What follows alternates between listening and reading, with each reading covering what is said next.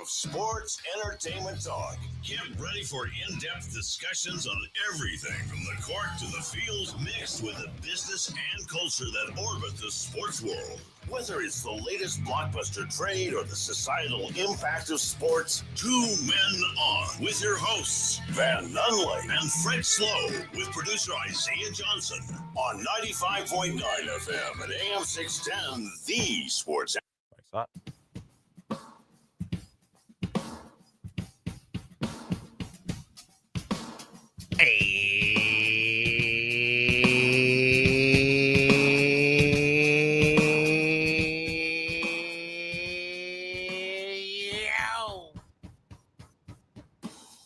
What it is, Duke City. Welcome to the program. Welcome to Two Men On. Welcome to 95.9 FM, AM 610, the Sports Animal. One Van Nunley here. Across from me, one young Jake Cassio. On the other side of the glass, getting with the on the ones and twos, Zay Johnson. Zay's topless today. Yeah, I'm freezing in here. Get on the live stream, StreamYard.com, Facebook Live, Instagram Live, YouTube Live. Find us and check out Zay's guns. He's flexing. No tickets needed, though. Yeah. Free show. Free gun show. I'm never doing this. Yeah, I remember when I stopped doing this. I'm freezing. What you're going to see is me just nipping through this cutoff. Well, it's freezing. Luckily, the camera cuts off right before that. So you could just see your massive shoulders and traps right now. I'm low-key very little at the moment. It's okay. Well, you also are talking to me and Van here, who put together are maybe half of you. Correct. Hey, but you guys' shoulder to trap ratio is better than mine right now. And see, like I'm just straight like downhill, like from the traps. There's no there's no like actual difference in height. We call those collarbones, Zay, not trap muscles. Yeah. When you spend a lot of time in the trap, ironically, you don't grow trap muscles. No, actually, you do the complete opposite. Yeah. No muscles grow. Big belly time. When you're stuck in the trap. You might have some weights in there.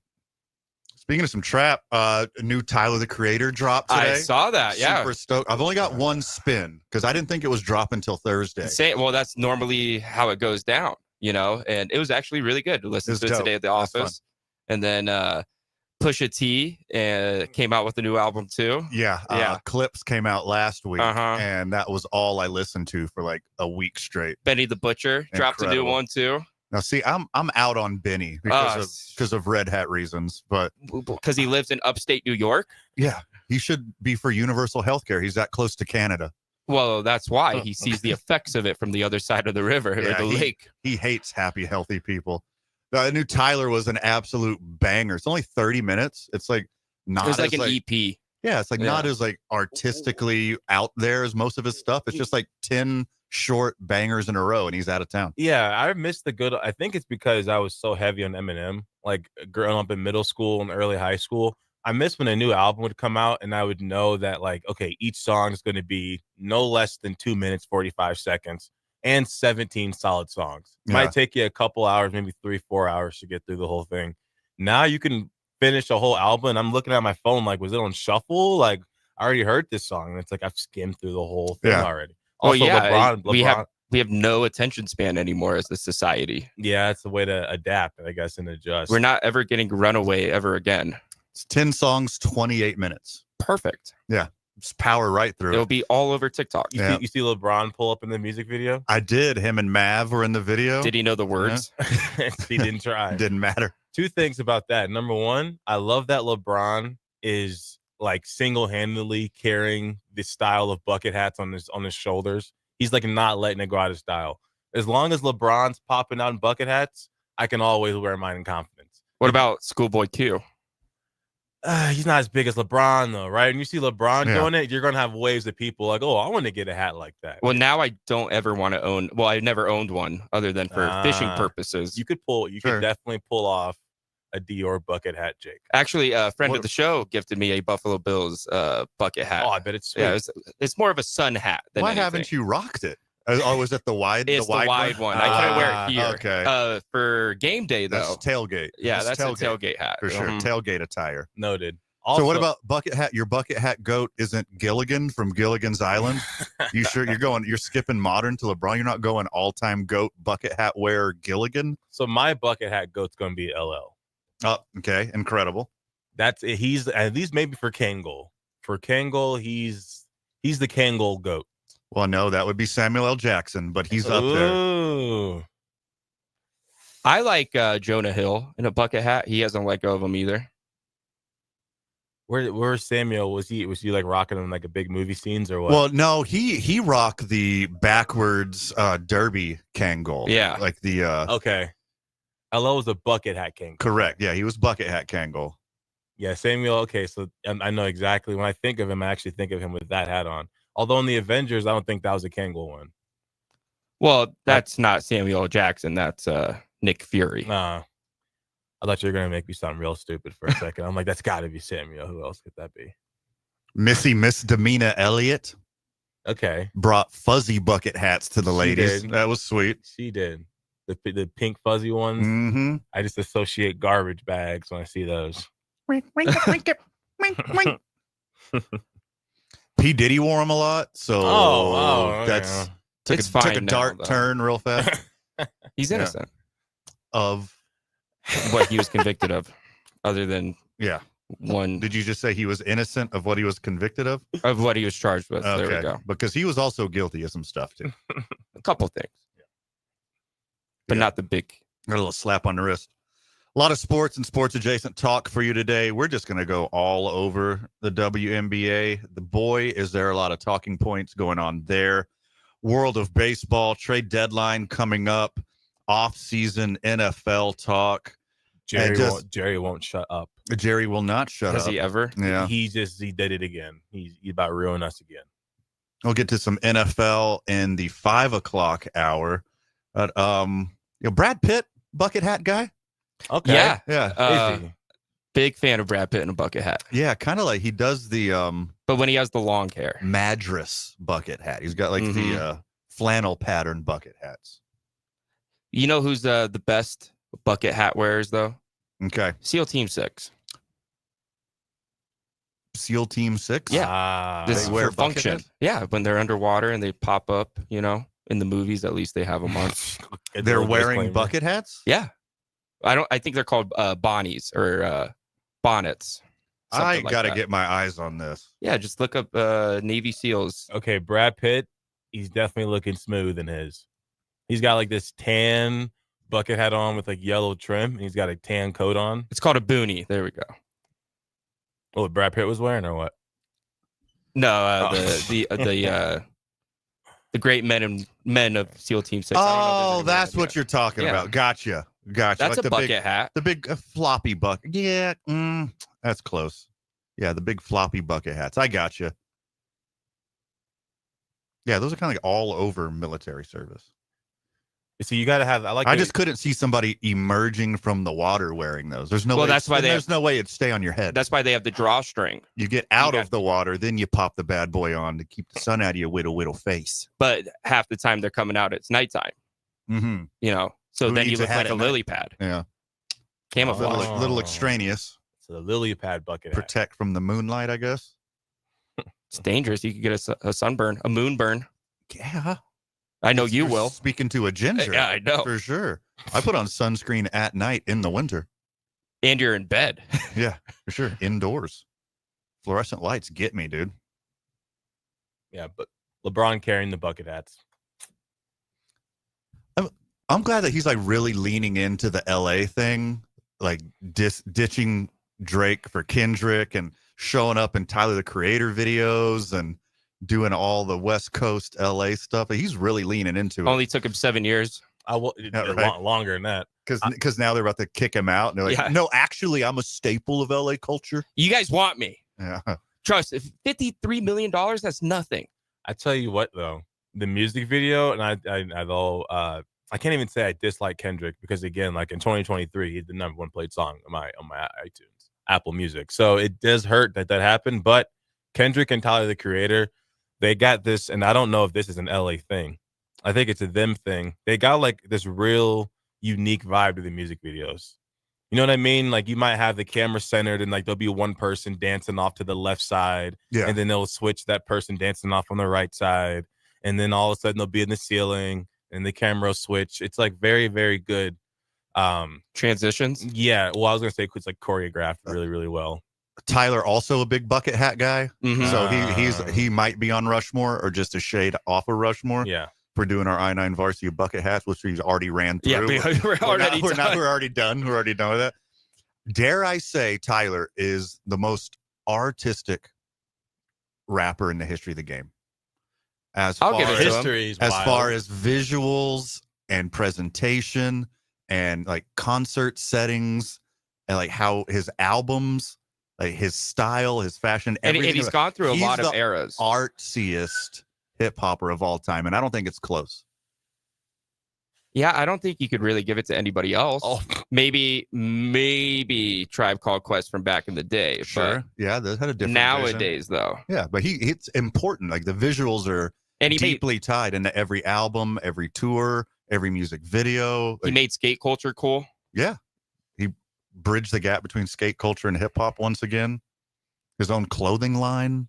It's his own TV show. There you go. My goodness. Yeah. No, I think he's just the most. I think he's the most weird. You can say weird. Yeah, you can say weird. Like he's the most. He's because I remember when I first heard of him and my friends introduced me to him. They were telling me about a video where we were debating if it was real or not. But he had like pliers and he was pulling his teeth out of his mouth. Correct. And he's like screaming in the camera, and I'm looking. Yonkers. Great it looks song. real, but were they off? I think they're off drugs or something. And it may have been real. Oh, it's definitely real. He doesn't have any teeth anymore. It's psycho. Tyler is the Wes Anderson movie of anyone who's rapped about murdering somebody. I like that. Yeah. I got to throw in Action Bronson. He's a weird. I think he deserves to be in the conversation for artsy rappers. Yeah, he's literally an artist. Yeah, he's a painter. He's a painter. He paints his album covers. He's a chef too. Okay, even if we're going that route, Childish Gambino is over. There's that too. Yeah, triple threat kind of guy. Because there was really a time, people would joke like, "That's not Childish Gambino, that's Donald Glover." Sure. It really took me a couple of years to be like, wait, so this guy actually acts and is the one that made what was that song called? The most popular one. 3005. From Awaken My Love. No. Slow one. California. With the high pitched voice singing in the beginning. Yeah, from Awaken My Love. That's the album. Yeah, every song sounded like that. What's it called though? I know why you wanted to call it Daylight. Come on, brain.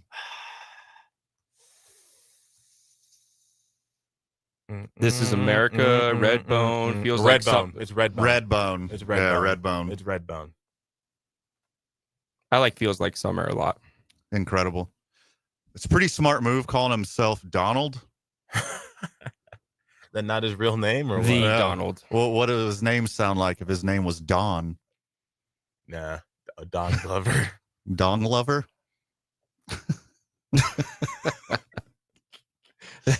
That's pretty good. That's why he went by Childish Gambino. All right, friend of the show, you want something new in your life, get out there and listen to Tyler, the Creator's new album. It's fun. It's funky. It'll make you want to get up and dance around. He's got a lot of funny taglines. When we get back, what have you done to my beautiful baby girl, WNBA? You guys were on to something. In the span of one weekend, you ruined it all.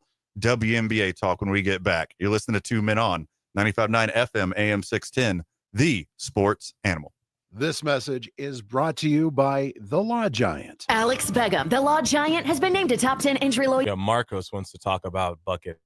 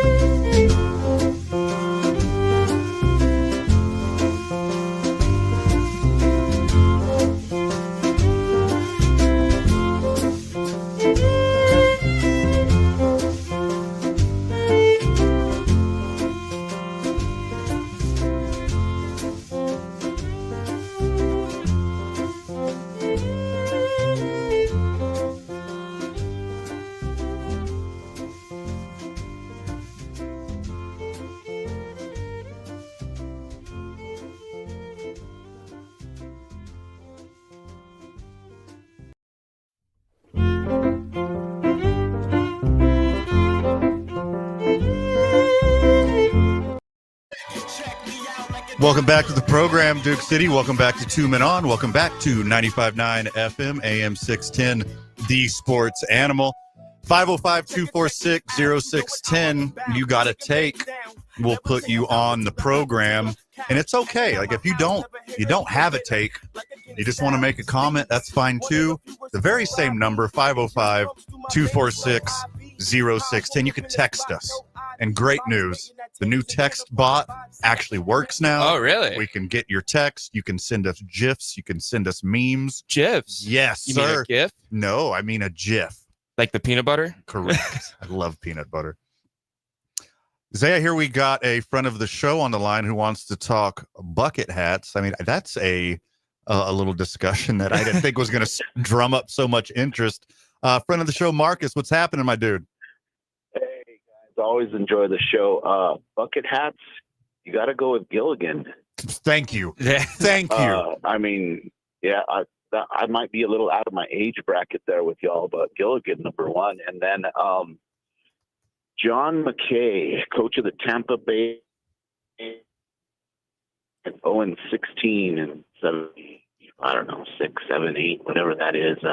Wore that bucket hat all through the 0-16 season. Coach he sure John did. McKay. That's a good ref. That's a deep cut, deep Marcus. One, yeah. That's incredible. Yeah, that's cool. Also, real quick, went to a WNBA game a couple weeks ago with my daughter in Phoenix. Phoenix Mercury taking on the Dallas Wings. Got to see Paige Becker. Lucky you. Sweet. It was an awesome. It was a Monday night game, so not a lot going on, but it was so entertaining. It was very fun to watch. Thank you guys. Enjoy the show always. Yeah, cheers. Thank you for being a friend of the show. Look at that. WNBA is back. Yeah. Like it never went away. I've been telling you all year that this is a legitimate league. It deserves our attention. The play has been elevated in the last few seasons. They are doing better and better and better. But one thing they can't quit doing is beating up on each other. Shoving their own foots in their mouths. Oh, my God. Pay us what you owe? That's what you're doing, ladies? That's what we're doing here? Pay us what you owe? Pay us what Caitlin earns us. Yes. Pretty much is what those shirts should have said. Pay us what you owe us was worn by every All-Star for the warm-ups in the WNBA All-Star game. And before we get into the game, before we get into the after parties, before we get into all that, let's talk about the sheer audacity of WNBA players wearing these shirts when this season right now might be the first WNBA season to make a profit ever, for the first time ever, to make a profit this season because of Caitlin Clark might be the first one in the black. Last year, Caitlin Clark's rookie season, they made negative $40 million. And that's pretty decent. Yeah, because before it was negative 50, it was negative 60 and more. Because of the Caitlin Clark effect, you're not even in the black yet. The gap's closing. You're just losing less money. Which is huge. And I mean, the NBA is covering this, has been since day one, since day one. Yeah. And that's awesome. I love that the NBA does that. And slowly, I think more men, importantly, are starting to tune in and watch the WNBA. Sure. It's a little bit more competitive. There's more star power. That's what they did really good with, is all the star power of the marketing, And if anything, I think this whole, I don't know, like cat fighting that's going on. I don't know another way to say it, but like Kelsey Plume is saying all of this with Caitlin Clark because she wants media attention. Sure. Because people are probably upset that it's all on Caitlin. And so the people that have been there are being like, what about us? Yeah, that's why everyone keeps dissing Kendrick, because they want that same shine. That's why. It's like you're finally turning the corner. You're finally turning the corner. You have a product that people want to watch. You're selling new TV contracts. You're finally starting to get nationwide deals that people want to pump money into your league. They have a valuation 10 years down the road where they think the WNBA is finally going to start making money and become $1 billion industry. That's incredible. Yeah, that's huge. Now you are losing $40 to $60 million a year. If you take these shirts literally, and I get the gist of it, I'm in your corner, WNBA. I want to see you survive. I want to see you thrive. I want to see this be a good product that people will actually watch. Yeah. People actually attend, like Marcus and his daughter. Like people that like you want to take your children to see the best of the best, so they strive to be the best of the best. And here we are talking about some T-shirts instead of the actual WNBA All-Star Weekend. Correct. And the T-shirts, again, said, pay us what you owe us. Zay, we're doing some math earlier. You got a big real estate exam coming up. We're practicing some math. I got some math. You know what $40 million is divided by every player in the NBA? That is negative $270,000 each. You owe us. You owe the fan. You owe the follower. You owe your little huckleberry. You owe the NBA per WNBA player $277,000. That's your cut of your loss. NBA reparations. Correct. Incoming. Pay us back. Pay the NBA back. What throws me off a little bit is, so like Kelsey Plum, she's like, yeah, the team Clark wasn't at the meeting, but Caitlin Clark had the shirts on. They were at the meeting. I think they said that they weren't present. They got invited like 10 minutes before, like they were going to meet up and talk about this. I think they were there, but they're saying the word's not present, as in like not engaging with the conversation, but they still wore the shirts. I mean, yeah, I mean, if you wear the shirt and you're saying someone, oh, they didn't show up to the meeting, or oh, no, nobody from that team was there, but they wore the shirt, I don't think you should go. Especially if the main person, the biggest person in the whole thing is putting the shirt on. Should have just been thankful that she put it on, because if anything, she could be the one saying, pay me what you owe me. Yeah. Or pay them what I, generated. pay them what I generated. Yeah. For. Exactly. Pay them. Because, I mean, Caitlin's got endorsement money. So she's only going to be so upset about this. Yeah. So they're lucky that she even put it on. Well, she's fine. She only makes like 75 grand.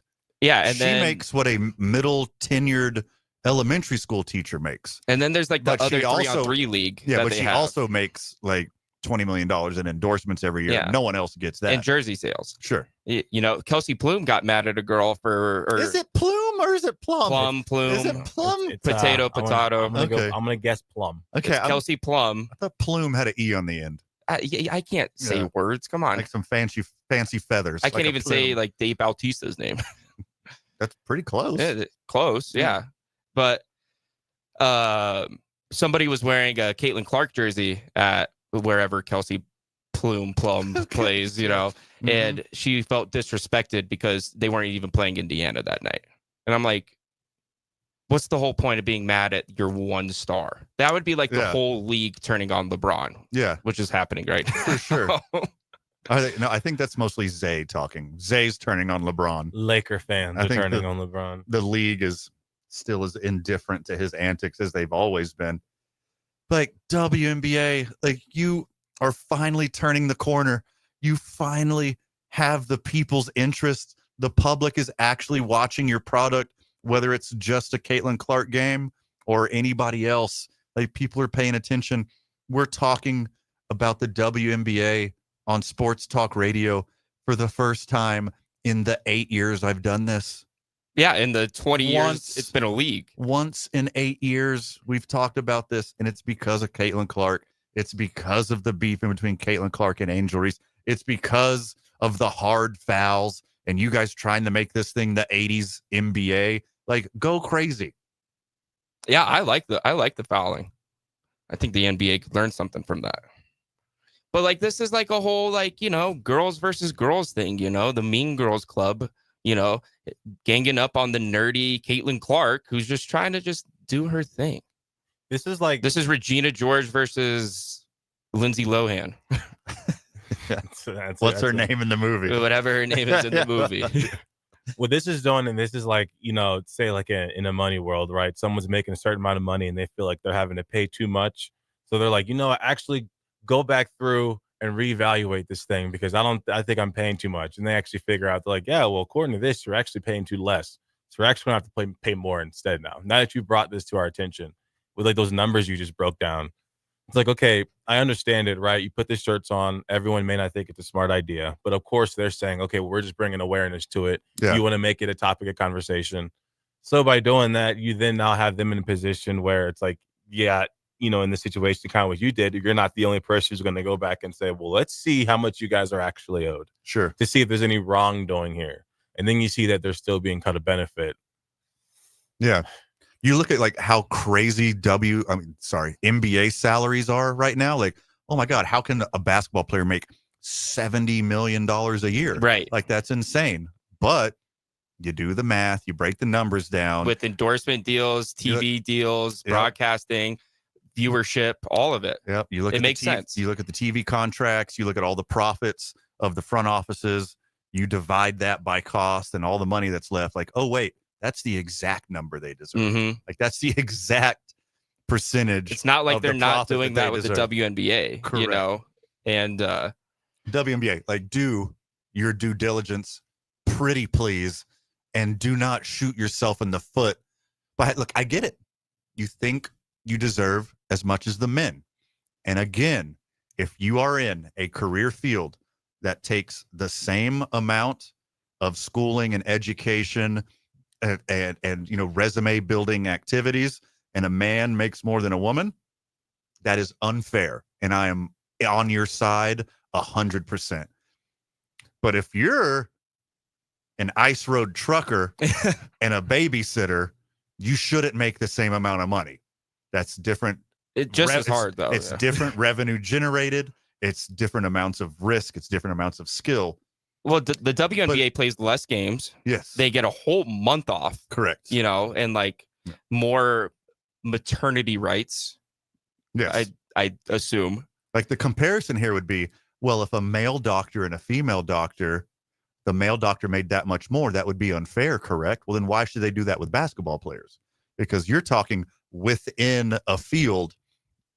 The NBA and the WNBA are different fields. Pretend you're comparing two completely different jobs. Well, that would be like the Book of Mormon at Popejoy versus the Book of Mormon on Broadway. Correct. Same show. Yeah. Different scales. Correct. There you go. Yeah, the NBA generates billions of dollars a year, and they spread that out in between the teams, and the teams get to allocate it to the players and anyone who is in and their even to the other league. Yes. And then after that, you know what they do? They all come together and they cut a check to the WNBA and the G League. So those leagues can be operational and get the attention that, I believe now that they deserve.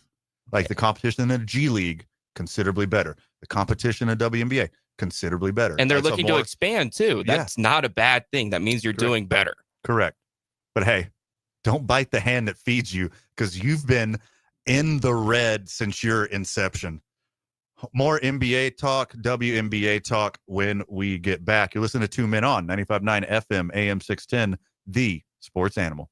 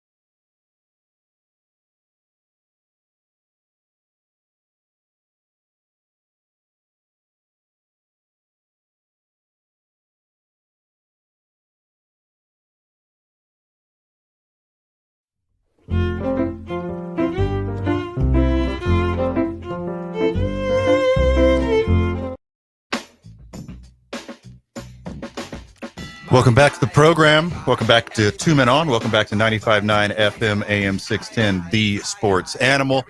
Van Nunley, Jake Cassio, Zay Johnson sitting in with you today. And we're going to continue this talk on the WNBA. I mean, it's a bummer to me because I am on board. I am too. I like that the first time in the history of this program, both incantations, ABQ Central, then went full-time with Two Men On. The Caitlin Clark era is the first time we've been talking about the WNBA. Whether it's her incredible play, her breaking all those not only rookie records, but records in her first full season, the struggles that she's had this year to stay on the court, then everything that's involved with that. The utter violence of Angel Reese by her league mates, the sometimes incompetent play of some of the players, and some of the players that talk the most smack about Caitlin Clark are sometimes some of the worst players in the league. So if you're going to talk a big game, you got to step it up. And that hasn't necessarily been happening all year. But I get it. Equal pay for equal work. But the problem is there is an inherent problem in your logic, WNBA players, who, hey, I would enjoy for you to be paid more as well. I would love for you to get your full market value. The problem is your product does not have a market. You are completely owing your whole existence to the NBA. Yeah, and two players, really. They have subsidized you since your inception. You have been in the red, losing money every single year since you started. And again, I will reiterate, I'm a glass half full kind of guy. I think the league's going to make it. I think more and more people will be interested. I think you're going to get better and better TV deals. I think you're going to get better corporate deals. You're going to be making more money. Jersey sales will get better. This thing will eventually grow. I think it will be solvent. Viewership on a national level is up 23%. Yeah. Attendance is up 26%. Merch is up 40%. Yeah. Like they're sustaining and they're growing. And that's all they can do right now. And it's clearly working. The model is there for them.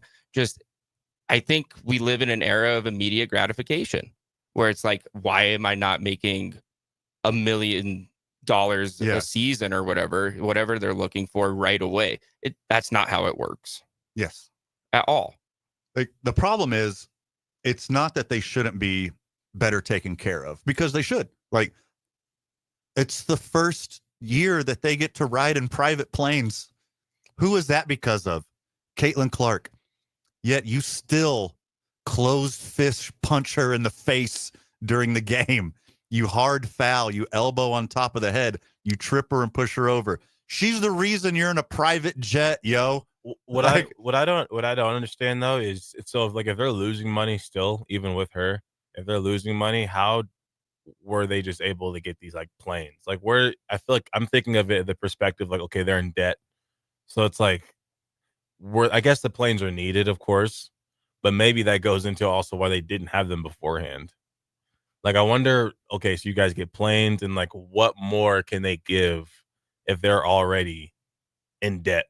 Well, to me, it's just a sign of legitimacy. Mm-hmm. It's a sign that solvency is right around the corner. Yeah. And the powers that be also believe that. Well, their CBA is almost up. Correct. October 31st. That's what this is all about. Yep. And the league or the season officially would be done October 19th. So I think they're starting to look ahead at October 31st and trying to get a better CBA. I see a potential lockout happening. Oh, absolutely. Yeah, it's either going to be a strike or a lockout because they're not going to give them what they want immediately. No. Because I don't think you can explain it to a WNBA player right now because they're so caught up in this pay us what you owe us mentality. That's like, we literally cannot pay you more until you get this league into the black. Yeah. Like what we're paying you now is like all we can because the rest of the money goes to these private planes and goes to the hotel and goes to your staff at your home stadium. A stadium. Yeah. Everything. Yeah. Because you are not only is the league in the red, it's going to be every single employee at the stadium is causing the organization to be in the red, like supporting the whole league.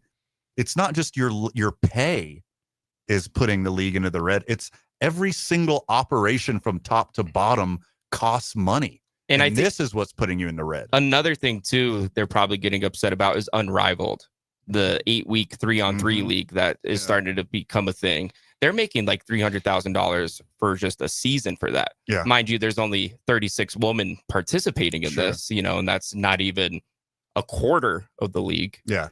But still. Shrinkflation. Yeah. So I think stuff like that, like Unrivaled, is just going to get bigger and bigger and bigger. Agree. I mean, it's such a bad look to like, I get it. You got to advocate for yourself. You got to advocate for your best interest. I am all on board for you getting the most value out of yourself you can. But it's such a bad look. Pay us what you owe us. They owe you nothing. Literally nothing at all. Yeah. They're not making money off of you. They don't owe you anything.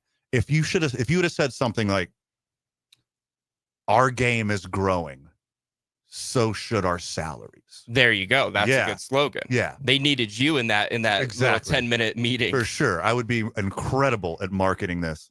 The game is growing, so should our purses. Or something along those lines. Show that like we're building, or like build with us, or any number of phrases that don't sound like some mafia don told you to do it. Pay us what you owe us. No. Hey, it's been 2 weeks, WNBA. For every other week that goes by, I'm taking another toe. Like, no, you sound like a mafia boss. Coming to get their protection fees. You got to pay us what you owe us right now. No, dude. No. You're basketball players who aren't making any money in their league. It's just completely normal behavior. Yeah, it's I don't know. And then like I've made this argument before about like, men supporting men with the NBA and all the other sports leagues and all that. And now men are starting to support women. But it kind of seems like a majority of at least the women I engage with on a day-to-day basis know nothing about the WNBA. Couldn't tell me one player, anything like that. And I think that's another argument. Sure. But they could tell me everything about the Kardashians or who's on Love Island, you know? And like, it's like women are supporting the woman they want to support. And I think the narrative and the marketing angle the WNBA should do is kind of start to go after that untapped market and make it a little like do a reality TV show about the WNBA. 100%. Yeah. Market, like, it sucks to say this, your best looking players. Yeah. Like, market your biggest personalities. Because Caitlin Clark just wants to shut up and hoop. Like, she's the Mike Trout of the WNBA. She does not want to be a superstar like that, but there's a lot of people who would love to have their Instagram numbers boosted, who would love to be on some Netflix documentary. Like, take this data that's worked for other leagues and run with it. Grow your league. And Don't just demand money when the money's not there. Meanwhile, there's OnlyFans girls making the same amount of money as NBA players. Significantly more in some cases. Yeah. Significantly more. We put a bow on this WNBA conversation when we get back and we move to the world of the NFL in the 5 o'clock hour. You're listening to 2 Men On, 95.9 FM, AM 610, the sports animal. This report is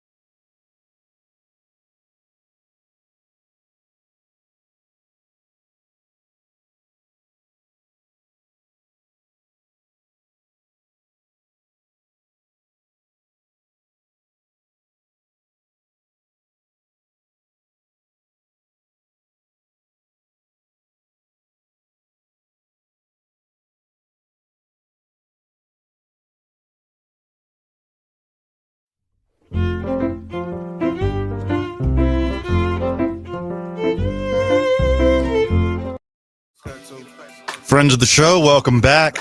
You're listening to Two Men On, 95.9 FM, AM 610, The Sports Animal. Van Nunley, Jake Cassio, Zay Johnson. What a Monday. It's a Monday, isn't it? Lot to talk about in the world of sports. We're going to keep this WNBA conversation going because I find it fascinating. Like, it's just absolutely fascinating to see some people just wave their hands frantically on a crowd of people and scream awareness. And then once everyone's watching, shoot themselves in the foot, just in the open view of every human being with eyes and ears and sometimes a nose. That's like, you had such great momentum. The Caitlin Clark stuff changed the trajectory of your league, and you couldn't embrace it. Instead, you wanted to fight her. And then now, knowing that your league makes no money, you demand to be paid more of nothing. Every girl wants to be the prom queen. I doubt that's true. I don't even think Caitlin Clark wants to be the prom queen. Now, But especially. a lot of other people want to be Caitlin Clark. Mm-hmm. A lot of people wish. I wish I was. I know. I caught you napping one time. You were doing Caitlin Clark stuff in your sleep. It was very weird. Like shooting threes. That's what. Yep. Uh-huh. That's what it was. She didn't even play this weekend. It's just going to have to be like a contract negotiation, and more WNBA talk. We're going to get back. We're going to wrap this up, and I got some more reports for you. But it's wild that Caitlin Clark's actual value, she can't get paid. And then if she got paid, it would be so astronomically higher than the second biggest moneymaker. Oh, for sure. Because I'm not talking about just straight on the court talent, because she's not the best in the league, but she's probably top 5 in the league. The most marketable, though. But marketing, it's night and day what she should generate compared to the second best. When we get back, more WNBA talk. We're going to the world of the NFL after that. You're listening to Two Men On, 95.9 FM, AM 610, The Sports Animal.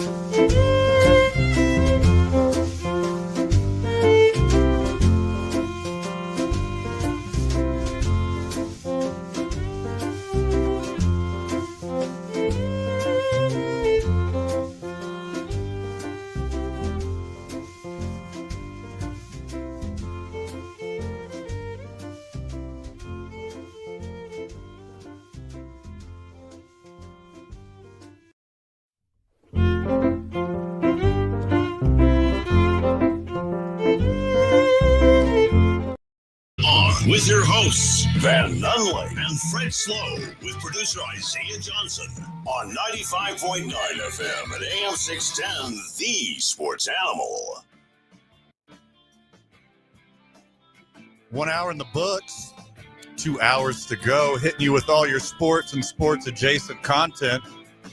As always, you're listening to 2 Men On, 95.9 FM, AM 610, The Sports Animal. 5 o'clock, quitting time.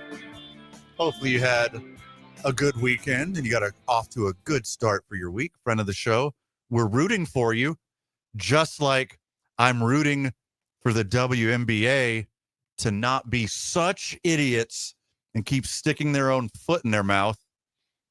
Maybe there's some hope out of all of this. First hour, we talked a lot about how the WNBA doesn't generate any money at all. Yeah. They're completely subsidized by the WNBA, and they still want higher salaries. The sheer audacity is hate blinding to me. But let's talk about the actual results on the court. Okay. For example, the WNBA All-Star Game was this past weekend, thus the pay us what you owe us warm-up shirts. So maybe let's take a look at the game itself. Yeah, let's talk some stats. Let's take a look at the game itself, Jake. I know there was a 4-point corner. Yeah, 4-point corner. That was fun. Good idea. Drumming up some interests. Let's start here with Team Clark. Okay. In an all-star game, which I saw a bunch of snippets, there was 0 defense played whatsoever. Well, 151 to 131 has to be a record. Okay. 0 defense played whatsoever. Team Clark didn't shoot 50% from the field. Well, they were zero defense. They couldn't shoot 30% from 3. Well, Team Clark also didn't have Team Clark out there. Well, Caitlin Clark, yeah. Yeah, Caitlin Clark didn't play. She was coaching. That is fine. She is injured, but she's not the whole league. So play-wise, attention-wise, sure. But you can't tell me you have a superior product when you're all-stars, when no one is playing defense against you, can't make half your shots. That's what? Tough. You're supposed to be shooting at worst in the WNBA 33% from 3.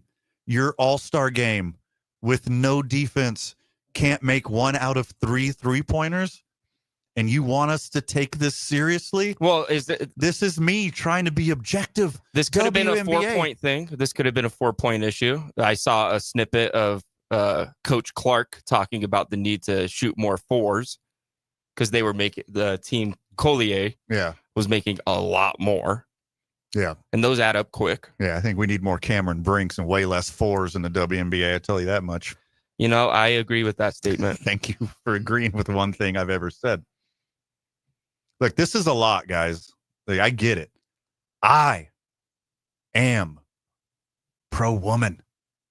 I am a male feminist. I am in your corner. I should have worn my shirt today. You should have worn your shirt today. Everyone watches women's sports.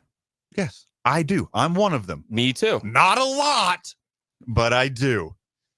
Zay, you're definitely one of them. You do as well. No. You should put that on your dating profile, the WNBA watcher. Zay watches and protests until they start getting paid more. Pay them what they owe. Then yes. I'm not gonna lie. Nowadays, it's hard for me to watch anything basketball. It's not Lakers.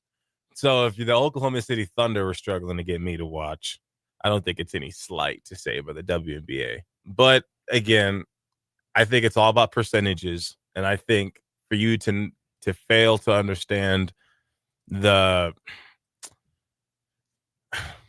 don't think you can't not understand the concept of if you generate more, you will make more. Now, where I think there'd be something wrong is say you did the math and NBA players were getting like their salary, or say the salary cap a team was given was like 30% of what they were bringing in, and then the WNBA was like 10% or 15% or even 29% if the NBA's was 30.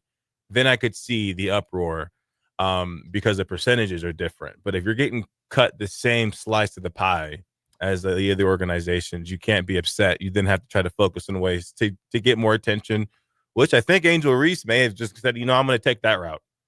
I think Angel Reese is like, I think that more noise is going to get us all more money. So I obviously can't be the angel because that's Caitlyn. So I'm just going to lean in and being the bad guy. Yeah, she definitely went heel for sure. And it is generating interest. It's generating talk. It's generating attention, especially with people like us. For sure. I mean, every media outlet is talking about it. She's the cover of 2K. Angel Reese has, and I don't mean this in a way where it's like, what's a guy that probably talked himself into the spotlight? Say like Chael Sonnen back in the day, right? Like a UFC guy. Good cut, man. Yeah, like Chael Sonnen, like he's always in positions where you didn't think he really had performed enough, but his mouth kind of got him there. I think, Angel Reese in the 2K, she was balling out before they put her on there. But when they made that decision, she wasn't on this 15 rebound, 15-point tear that she's been on. So I think they are like, you know what? She has talked her way on being the cover because money talks. So you put her on the cover of that. Yeah. Not only is she the second biggest player in the WNBA right now, but Caitlin Clark, she's her number one enemy. That's not saying a ton. Madden let Peyton Hillis on the cover. Hey, that was a great season. That's by far Jake's favorite cover. You best believe it. Because reasons. Because he was a great running back. The pay us what you owe us, shooting yourself in the foot wasn't the only situation like that throughout the weekend after the All-Star game. Like the girls went out clubbing. Yeah. And a WNBA sponsored event didn't even have a list for their own players. So several WNBA players were outside of this club in Indianapolis and couldn't get in because no one knew who they were. I'm surprised there was even a club in Indianapolis to begin with. A fair point. It could have been just an Arby's where they put Diplo. See, where they really screwed up, though, with this no defense, not a single dunk, where 99% of all dunks in WNBA history have occurred. Well, there's this video. I think she might be 16. There's a girl over there in Germany where Wemby's from. Not Germany. France? Yeah, France. Let's say Germany. But there's this girl over there where Wemby's from, and she's dunking right now at the age of like 16. I mean, like fast break, getting up there. She's like a freak athlete. Good. We need more of them. Looks like a female Wemby. We'll see if the CBA happens within the 2 years she has to get into the league. So she'll be on the next CBA. So they're partying downtown Indianapolis, and the people who own and run the club don't know what WNBA players look like. So they're getting denied entrance into their own party. And obviously they're having like the "don't you know who I am" moments, like with quote from Courtney Williams, "We in the dub and just got done with the All-Star game. We shouldn't even be waiting in no line." Like that, the audacity for someone who makes the same amount of money as an elementary school teacher to like want to cut in line. Like, who do you think you are? Owners are looking at this video being like, this is perfect for the CBA coming up. Yeah. Thanks a lot. Like, you did us another huge favor. If it's Caitlin Clark or Angel Reese, sure. Front of the line. You're famous. People know what your face looks like. Like, Zay, if you were to draw Courtney Williams from memory right now, what would you draw? Courtney Williams. Uh-huh. Minnesota. What kind of hair? Minnesota Lynx All-Star. I would draw a woman. Okay. Good start. Okay. Incredible. I'll draw a C on her arm. Assume she's got a C for Courtney tattoo on her arm. I'm assuming that there are multiple. I don't know who she looks like. Okay. What about Brittany Hicks, 4-time All-Star? Her name's Brittany, so I'll draw her light skin. Well, that is actually the wife of Shane Gillis's friend. Oh, not a real one either. Got you again. Even after the clips. So Courtney Williams, in her sheer ignorance, continues this kind of behavior. Finally checks out. She gets in who she is. And Diplo is rocking the party. Diplo, worldwide superstar Diplo. And she didn't know who Diplo was and expected Diplo to know who she was, and asked him to quit playing that EDM music and play some rap. I agree with that. That's why Courtney Williams is my new favorite WNBA player. Diplo, in his hundreds of $1 million in net worth and worldwide fame and hit after hit after hit, he's been into some weird stuff with some sexual assault stuff in the past. Whatever. We're not blowing this guy's horn too hard, but you should know who Diplo is. Mm-hmm. By the way, friend of the show Diplo's done a couple of interviews during the Super Bowls. You know, I learned why he has the name Diplo the other day. Ah, He's named after a dinosaur, Diplodocus. that's incredible. Yeah. Okay. That's your one Diplo fact of the day. I thought it was a dance where you tried to get close to the floor. That would require a W at the end. You would dip low. Yeah. No, Diplodocus. Okay. I love that. Fun fact. You're welcome, friend of the show. His ex-girlfriend from years ago used to call him Diplodocus for some reason. Okay. And it stuck. Okay. Incredible. So look, WNBA, you got the CBA coming up. You got a superstar. You got planes now. If I would recommend you do something, it's shut up and dribble.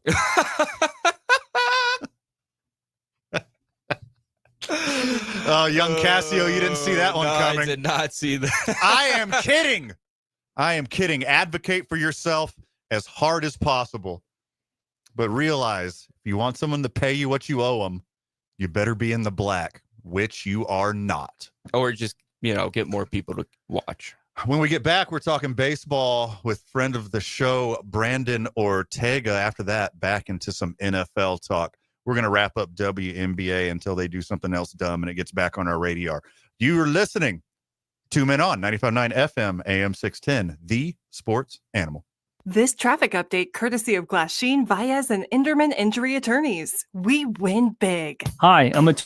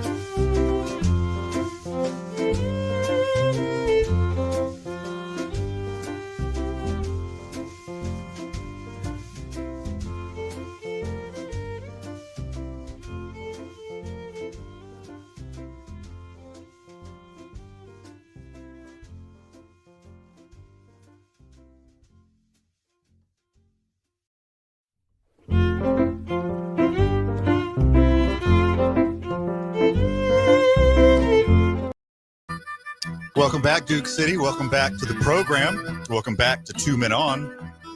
Listening to 95.9 FM, AM 610, The Sports Animal. Van Nunley, Jake Cassio, Zay Johnson joining you today. In the studio, OG, day one, friend of the show, Isotope's very own Brandon Ortega. Welcome back, my friend. Hey, buds. Let's go. How we doing? Yeah, baby. Sun's out, guns out for Zay for anyone watching on the live stream. Yeah, for Look at sure. Zay. We were just talking about that earlier. He's showing off that man meat down there. Is it still cold in there? So ripped.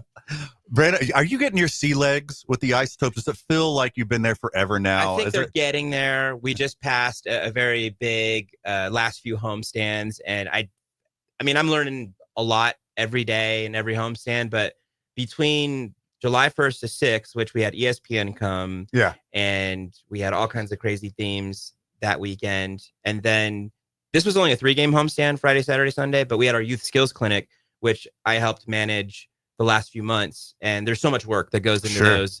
You Yeah. know, whether it's the adaptive clinic that you and Fred have helped out the last few years, we did in June, to this youth skills clinic we did on Saturday, over 130 kids from around New Mexico making it out there to hang out with our Isotopes players and staff.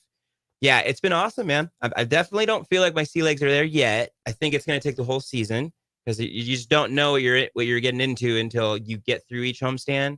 But it's a blast. I'm having a lot of fun, and Julian's been at the ballpark with me a lot. He was there with me all day today, chilling at the playground and having some fun while I was getting our club read stuff rocking, and just a lot of stuff to do every day right now. So like you get to have like one of the most joyous jobs in all of Albuquerque, because I know you wear a lot of hats, you have a lot of job responsibilities, but you're basically Orbit's handler. And so you get to see the smiling faces of children and adults like everywhere you go every day. Yeah, if I'm not his handler 1 minute, the next minute I'm his agent, the next minute I'm his dad, because I have to pick up after everything he's doing, because he's a riot everywhere he goes. He does everything big. You know, when he walks, he does it big. Go big or go home. You know what I mean? Yeah, that's Orbit style. It's still surreal. You know, every day doing Orbit related things. I was driving around the Orbit van today, making deliveries and putting gas in the Orbit van. So that's you in it. I might have to honk next time I see you, because I see that van everywhere. Since April, that's been me driving that glorious mobile around. So yeah, I drive the Orbit mobile around weekly, and we'll be driving around tomorrow for a little photo shoot that Orbit gets to be a part of tomorrow. And yeah, that's definitely at the top of the responsibilities is anything Orbit's doing. So you have the most important job then. You're like the Secret Service of Orbit now. It's a big one. It's a big one. I mean, he's the face of not just Albuquerque, but not just the Isotopes, but kind of New Mexico. Yeah, in a way. Probably the most important face in minor league baseball. Yeah. Well, he is the reigning minor league mascot of the year in AAA. So going for a back-to-back title, baseball period. So yeah, he's the reigning champ right now. So yeah, big deal. You and Orbit and the rest of the Isotopes organization and Dion's are doing something pretty cool that you've been doing since the inception of the Isotopes. Club Read is something that's been around since the beginning of the Isotopes franchise. Dion's and Isotopes have been partners from the beginning. And for anyone that doesn't know what that is, it's still going for the next week. It is a reading program that starts in the spring. There's a few steps to it. We have several scorecards that are a part of the process. So right. The first one is called our first home run. You go to Dion's, you grab a scorecard, you write down 6 books, age appropriate to your age, that you've been reading throughout the spring or now summer. And then you turn that in, and Dion's gives you a free slice of pizza. And then they give you another scorecard. And then that card you fill out with 6 more books you've been reading this summer. And then you bring that to Isotopes Park. Then it really gets fun. You are then handed a bookmark, a new book, a ticket voucher for a game between Tuesday and Thursday, a drink coupon, a certificate, and then you're entered into our grand prize drawing, which is what my big responsibility is. Every time we get one of these second scorecards turned in, and we have over 900 that have been turned in at this point with still a week left to go. So then you're entered into the grand prize drawing, and then it's a crazy list for what the grand prize includes. So we have 4 lucky winners that we're going to draw after next week. So we have 7 days still to do it. It includes suite level tickets. You get to throw out the first pitch, autographed baseball, Whoa. custom Isotopes jersey, Whoa. baseball that. bucks, Dion's pizza during the game, and then you get a $50 Dion's gift certificate on top of all of that. So the grand prize it's just legit. Like That's everything a it's kid every could kid's want. dream. Yeah, you get pizza, you get sign ball, you get throw out the first pitch, you hang your Orbit special guest at the suite level. So yeah, whole other week until July 28th. It's a week from today. Just go to Dion's, fill out those cards, then come to Isotopes Park, fill out those cards. You're entered into the grand prize drawing. So yeah, it's a ton of fun. So I read at a 4th grade level. Yeah. Am I eligible It's to up to middle school. So yeah, you qualify. Okay, perfect. Sure. I will vouch for Jake that his reading comprehension is poor, and I think he should be part of this contest. Just bring in your nephew, To and your niece, any you know? kind But of- they're all Place. not here. Just write one for them. Fair enough. Fair Yeah, enough. Read it to them on Zoom, and I'm gonna sound like the guy from Holes. The duck may swim on the lake. Yeah. Are you doing Sling Blade? Is that what you're No, doing? that's from Holes. Billy Bob Thornton as It was Sling Blade? more Forrest Gump. It was a Forrest Gumpy. Forrest Gump. Okay. He had a southern accent in the movie. Yeah, and better reading comprehension than you. Than Holes me, is yeah. more of a deep cut. Yeah. Good movie though, or in book too. It is a book. Book first. Yeah, I could maybe start off with that book. I'm There's more no of a- chance I I'm could more of a I read saw the 6 movie, not books read in a the book week, guy. though. If they're like children's books, I have faith in you. 4th grade is a little more advanced. One a There's day. chapters in that, I believe. Not a lot of them. In 4th grade, yeah, they're chapter books. So the Topes are out of town this week. Yeah, Salt Lake City. Bummer, but good news, they'll be back. Also good news, Josh Sushan's coming back. Gosh, He got to go up has to he been on the Denver. show to talk about the Yeah, he Rockies has. Yeah, stuff? the day before he left, he talked about Okay, great. coming on the Rockies. Yeah, So happy for him. I mean, you talk about someone that has paid their dues. Man. Our beloved play-by-play announcer Josh Sushan got to make his MLB debut with the Rockies this weekend. He called, I think, Friday and Saturday against the Twins. They won both games too. Yeah. On I top think of that, that's a little good sign. Rabbit's foot. Yeah, a little cherry on top of the Sunday. He's a pro, and he's been, in my opinion, an MLB level broadcaster, announcer for a really long time. So it was way overdue that he got an opportunity like that. So very happy for him. hard agree. Like just with like the Isotopes organization in general, I don't know if a lot of people here in Albuquerque realize how good they have it, how well the organizations ran, Yeah. how beautiful the stadium is. Like if we put some more seats in the outfield, we got an MLB ready stadium. Like that's how nice it is here in Albuquerque. And then Yeah. Josh Sushan is just the cherry on top that we got a MLB level play-by-play guy here. He comes prepared. Oh, He's yeah. the most ready guy out there. And when I got the amazing opportunity to join them in April, I mean, there's so many things about working with the Isotopes that was attractive to me. But the fact that you have people like Josh all the way up to the top of the front office, starting with John Traub, our whole front office has been with the Isotopes for at least 10 years, some of them 20 years. It's a family. I mean, it's a family atmosphere because people have been there a long time, and that family atmosphere has really been built. I have actually a funny little story. When I was walking down the stairs at yesterday's game, I noticed someone was kind of crossing past me, and I was like, "Oh, you go ahead," just letting them walk in front of me. And this gentleman said, "Everyone here is so nice." Huh. And I was like, "Excuse me?" He's like, "No, everyone that works here, everyone's so nice." I was like, "Yeah, that's true." That's honestly, I was like, honestly, that's kind of why I wanted to work here, because Sure. everyone's so awesome, everyone's so good at their jobs, but most importantly, everyone's so nice to each other, and yeah, it's part of the atmosphere. I think when you're at a game too, from the ushers to our front office and everyone in between, Orbit, our announcers, everyone's just first class. I mean, hard agree, top to bottom. You got time to do another one? Let's do it. All right, let's hang out and talk some sports Nice. when we get back. Check out Club Read. You have 1 week left. Go get your score sheet from Dion's. Go get your score sheet from Isotopes Park. Read 6 books. Get free stuff. Be in a drawing to win the grand prize. That's Dion's in Albuquerque, Rio Rancho, Bernalillo, Santa Fe, Los Lunas. Yeah, get out. You still got a whole week to read some books, get some free pizza, and come to Isotopes Park and have a chance to win a big grand prize. Love that. When we get back, sports talk. You listen to 2 Men On, 95.9 FM, AM 610, the sports animal.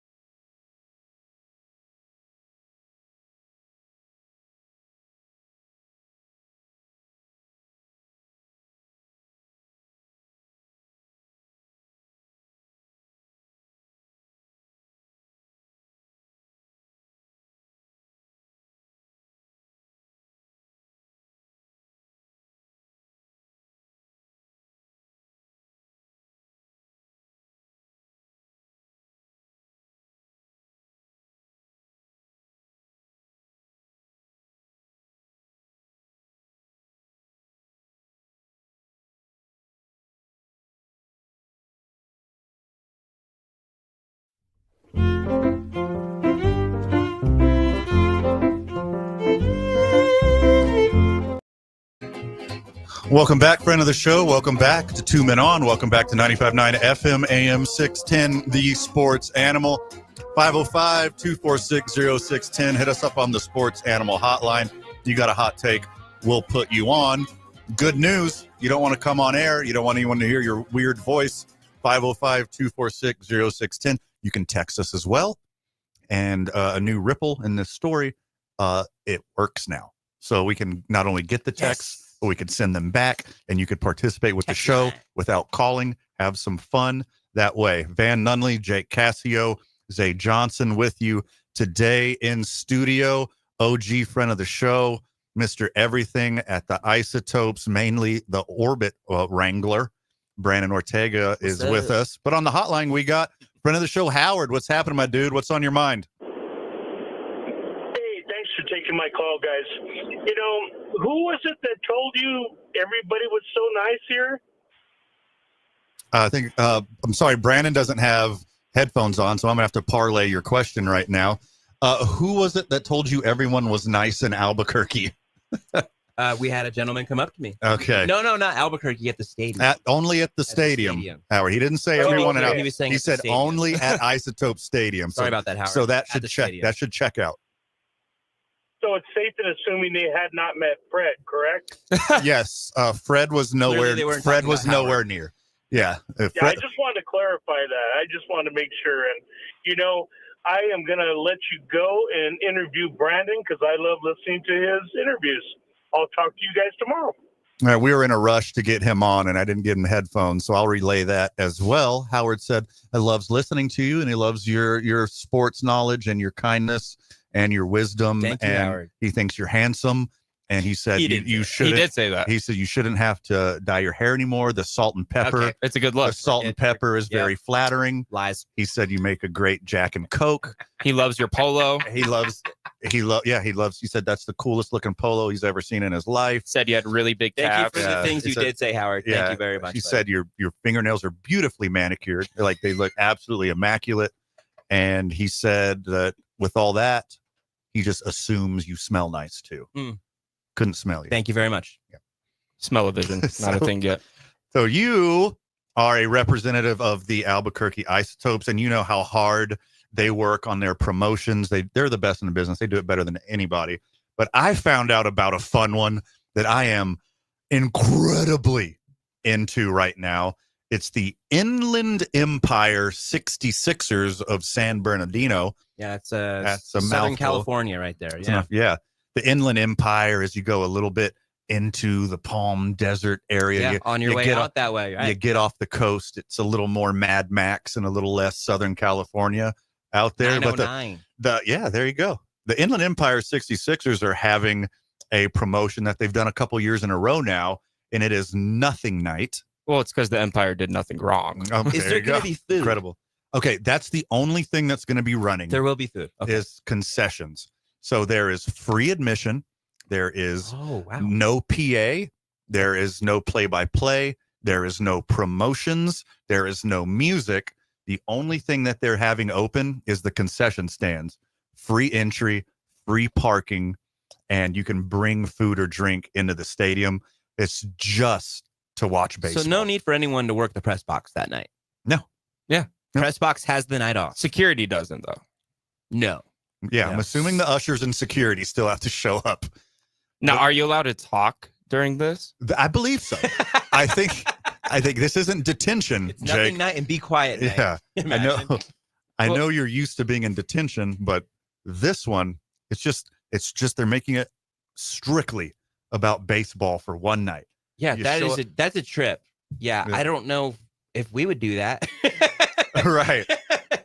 It's a cool idea, though. I'd be fascinated if anyone from the media shows up to document that, or if they document that on their social media to capture the essence of what that night's going to be like.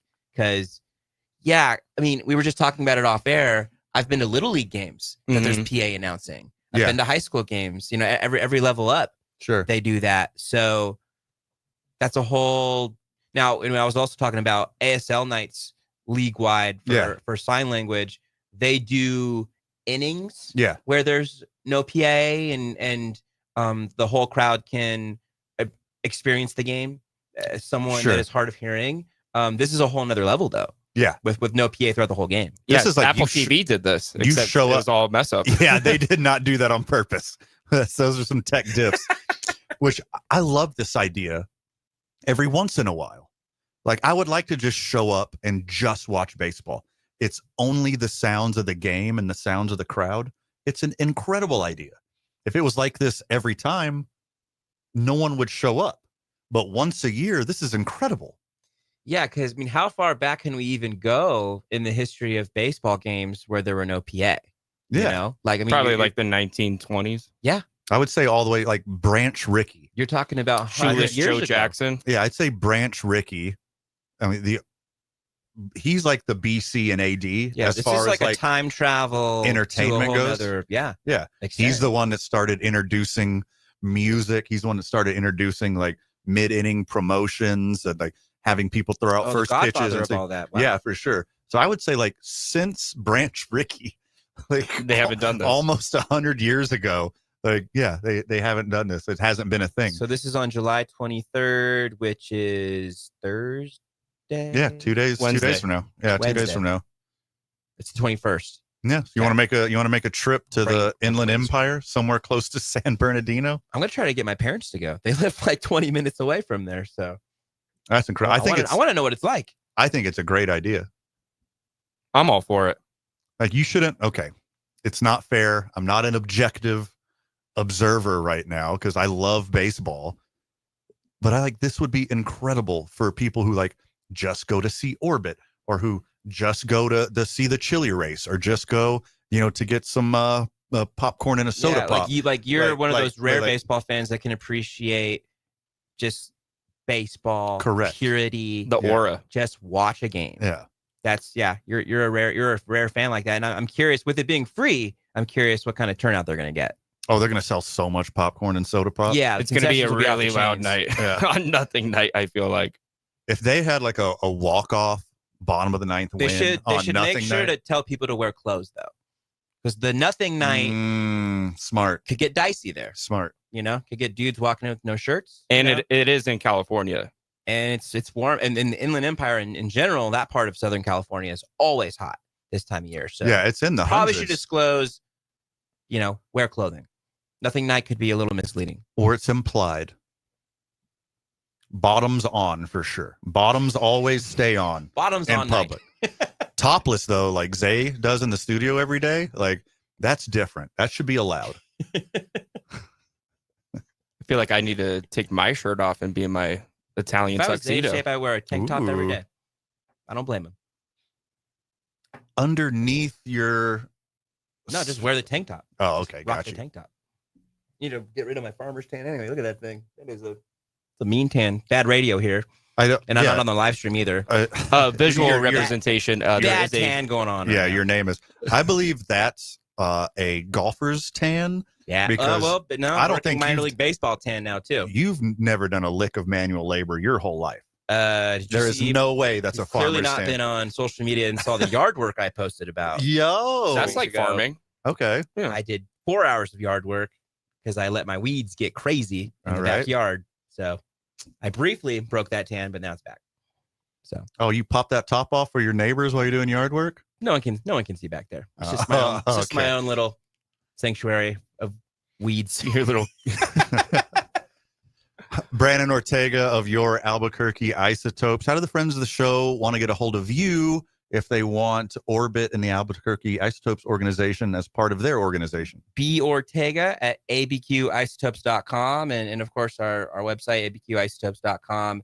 Anything isotopes, anything Orbit is all over that website. We have back-to-back homestands coming up So on stoked. July 29th. That's 13 games in 12 days because there's a doubleheader thrown in there on August 6th. So Ooh-wee. Ooh, I bunch love of that. Mhm. Day baseball. Duke Retro Night. Duke's Stoked. Retro Night is coming up during that homestand. Another Mariachis game, another City Roots game in August. So yeah, August is going to be popping. July is almost over. It's flying by. 8 So of the stoked. games are going to be broadcasted too, right? Yep. For KRQE, right? Yeah, incredible. It's KOAT. KOAT. For the TV, and then of course 95.9 Yeah, baby. Sports Animal. for your radio calls with Josh Every night, Sushan. right after this program. Brandon Ortego, thank you for being a friend. Thank you for being a friend of the show. Thanks for having me, guys. When we get back, more sports and sports adjacent talk. You're listening to 2 Men On 95.9 FM AM 610, the sports animal. This report is.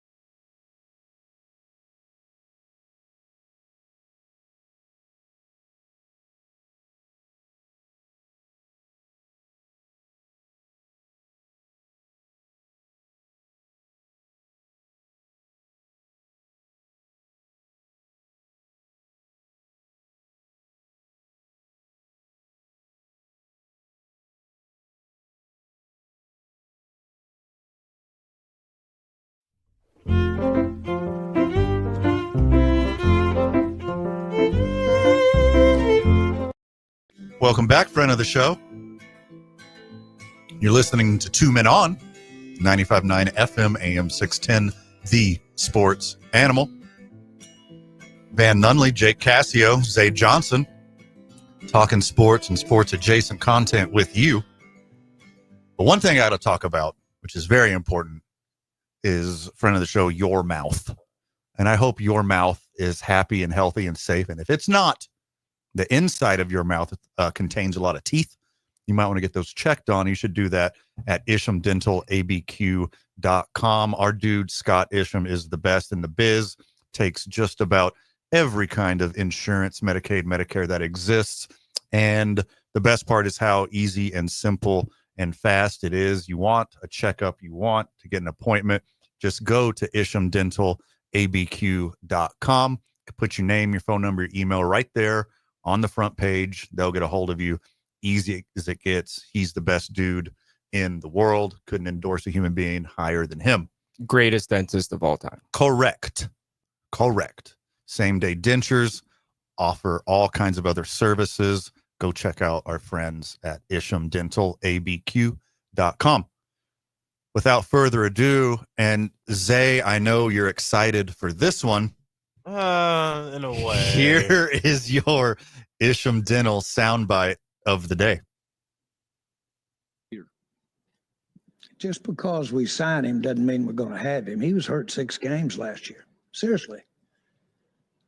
We've signed, I remember signing a player for the highest paid at the position in the league, and he got knocked out 2/3 of the year, Dak Prescott.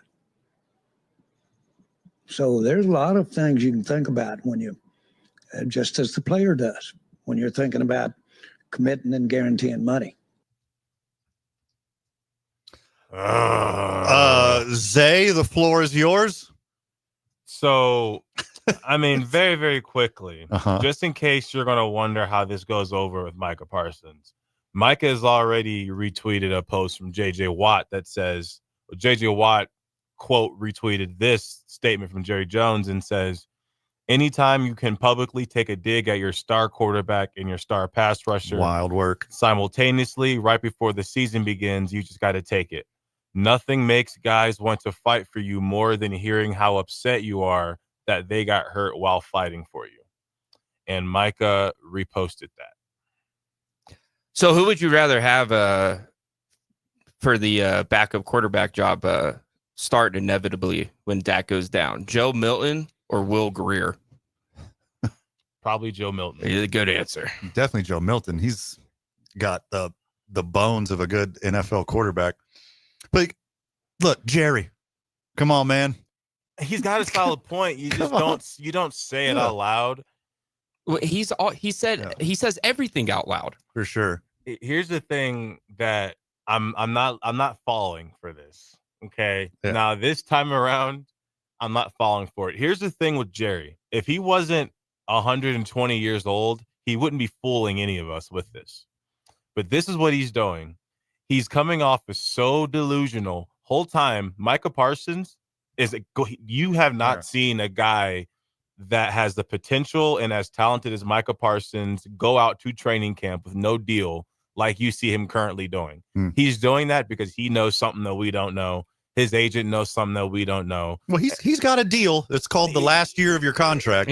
Yeah. But players nowadays are not going, especially at his position, like where every single play is cutting, planting, throwing guys off you. He could tear his shoulder, knock on wood. He could tear his ACL, knock on wood. At his position, you can bust out of your stance and pop an Achilles, knock on wood once again. Yeah. And he's going out there playing. And that's because Jerry knows he's going to get the deal done. Micah knows he's going to get it done. But Jerry, once again, he's got us by the you-know-what in his hands. And he's like, okay, I'm going to make it seem like, it's like those show guys who they're balancing on a unicycle and they're like juggling glass and they like make you think they're almost going to fumble and they're like, oh no, I still got it. Did you guys forget? This is what I do. This is my prayers up for Red Panda. Yeah. Shout out Red Panda. Yeah. Jerry might pull a Red Panda, but this is him doing I got it. Oh, yes, I do. Oh, I'm going to fumble it. Yeah. No, I'm not. And that's what he's doing now. He's going to cause this tension. Now, with Micah reposting what JJ said, I don't know if Mike is playing along with it because he usually Micah's the most quiet, outspoken guy you'll ever meet. He'll say a whole lot of nothing. So he can say a whole bunch, but he'll never give you the meat and potatoes of what's he actually thinking. He's just going to say a whole bunch and put himself out there in the spotlight and then be like a shy guy that's in the spotlight. So he's not going to say too much, but he reposted that, man, within an hour after the training camp. Yeah. So he's at the camp. He's participating. Now, if he wasn't there and he reposted that, Cowboy fans would be freaking out right now because the Eagles, as much as the Cowboys and Eagles hate each other, they know Micah's from Penn. They know he's a Penn State guy. And Eagles fans have been trying to recruit him and court him since he got to Dallas. So by him, as long as he's going to the camps, I won't panic. But if he stops going to the camp, then there's smoke where there's fire. Remember, Dak was going, right? Dak's going to the camp. He's just calm. Like, how is he going out there? He just snapped his leg and he's still, and then right before the opening game, he gets his money. So maybe that's what's going on. Sure. But I feel like for something like that, there would have been a past player who would have been like, yeah, no, Jerry does this. He tells you to, no one's exposed him for doing that unless he's got guys signing NDAs. Yeah, I paid Dak $60 million a couple years ago. He couldn't even finish the season. Did I get any money back? Hey, pay us what you owe us. What was in that? Yeah, what was in that? Pay me what you owe me. Oh, man. Then later on, Stephen Jones, he comes out and he's talking about agents. He's like, Jerry doesn't speak to agents, as he said. I'm the one that you say agents or Asians? Both. Okay. Agents. Because that would be something that Jerry would do. Unless Young Ho Koo. Unless Young Ho Koo is available. I think it's Young Way, but I like Young Ho Koo. Of course you do. Yeah. What was the advantage that you said? As one he should. actually prefers them old. You said my old one's stressing me out, but my Young Ho Koo. My old girl tripping. My Young Ho Koo. This, Jerry... First off, Jerry, thank you. For a guy who hosts a talk radio show, thank you. You're a legend. I get it. You've given us so much content over the years. I appreciate you. But you just don't understand. I just feel like he's got that. This is going to be awful, but I'm saying it out loud. I'm saying the quiet part out loud. He's like a slave master. Yeah. He's from Arkansas. Even some of these slaves, every once in a while, they get the flu. Professional athletes. You know how much I paid for these slaves? Every once in a while, you got to put them down for a day, get them some rest. Good Lord, Jerry, are you seriously talking about human beings like that? He, like you said, Zay, he ripped apart his leg playing for your team. He ripped apart his leg going to war with the freakiest athletes in the world. And he hurt his leg on your field. You can't be mad at him for that. That's when you say, oh, I paid $60 million and his kneecaps made out of tissues. No, dude, that's not, it could happen to anyone. This is not because you did it. And always making this about you, Jerry. And I must say, as a disclaimer to everybody who's a fan of a different team, see, this is why I always felt like, as a Cowboys fans, I was jealous of Knicks fans because people give the Knicks fans, they feel for them. They give them sympathy. People will gather together to say, man, that must be bad. People don't hate Knicks fans. But as a Cowboys fan, we're dealing with similar emotions, right? Sure. We're dealing with similar emotions. But in this situation, it's look, this is when we step back and say, see what we got to deal with. As a see what's going on here. It's it's not as bad as a Clippers fan when Sterling was there. But, I'm sure there's some leaked voicemail somewhere that, God forbid, they leak out. Who knows what'll happen. But Jerry Jones, geez. Well, did this all come about before or after he was asked about no conference championship appearance in, 20 years? Was he asked about that? I just know that they were getting on him so what's the deal with Micah? And he's like, just what I was waiting for, right? Just what I was waiting for. And the whole time Micah's like, yeah, the deal's been signed. We just haven't told the media yet. As far as we're concerned. Jerry's like, yeah, here's what I'm going to do. I'm going to get the money wired over to you. Yeah. Well, Jerry has to pay the cheerleaders more now, so. I'm surprised he hasn't brought that up. Wait for it. He will. Yeah, the documentary did all that for him. Until you guys stop complaining about getting beat, the beatings will continue. Pay us what you owe us. 2 hours in the books. We're going to hit you with probably the funnest college football conversation I've had in a long time. I can't wait. And we're stoked for this one. 2 Men On, 95.9 FM, AM 610, the sports animal.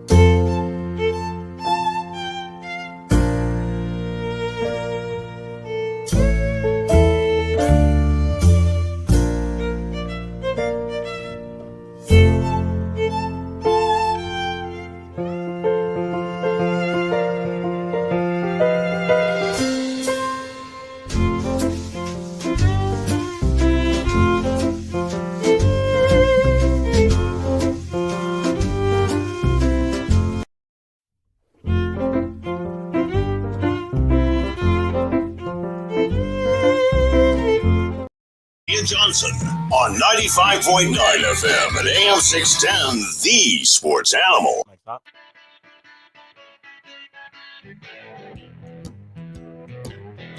Welcome back, Duke City.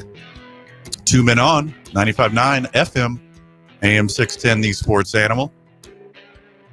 Van Nunley, Jake Cassio, Zay Johnson.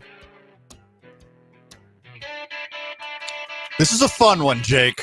I've been looking forward to this all show. You led with this today, and I was like, hold your horses. We got to talk about WNBA for 2 hours real quick. Hold on. If you're not familiar with this story, let me go to the beginning. So BYU. Birmingham Young.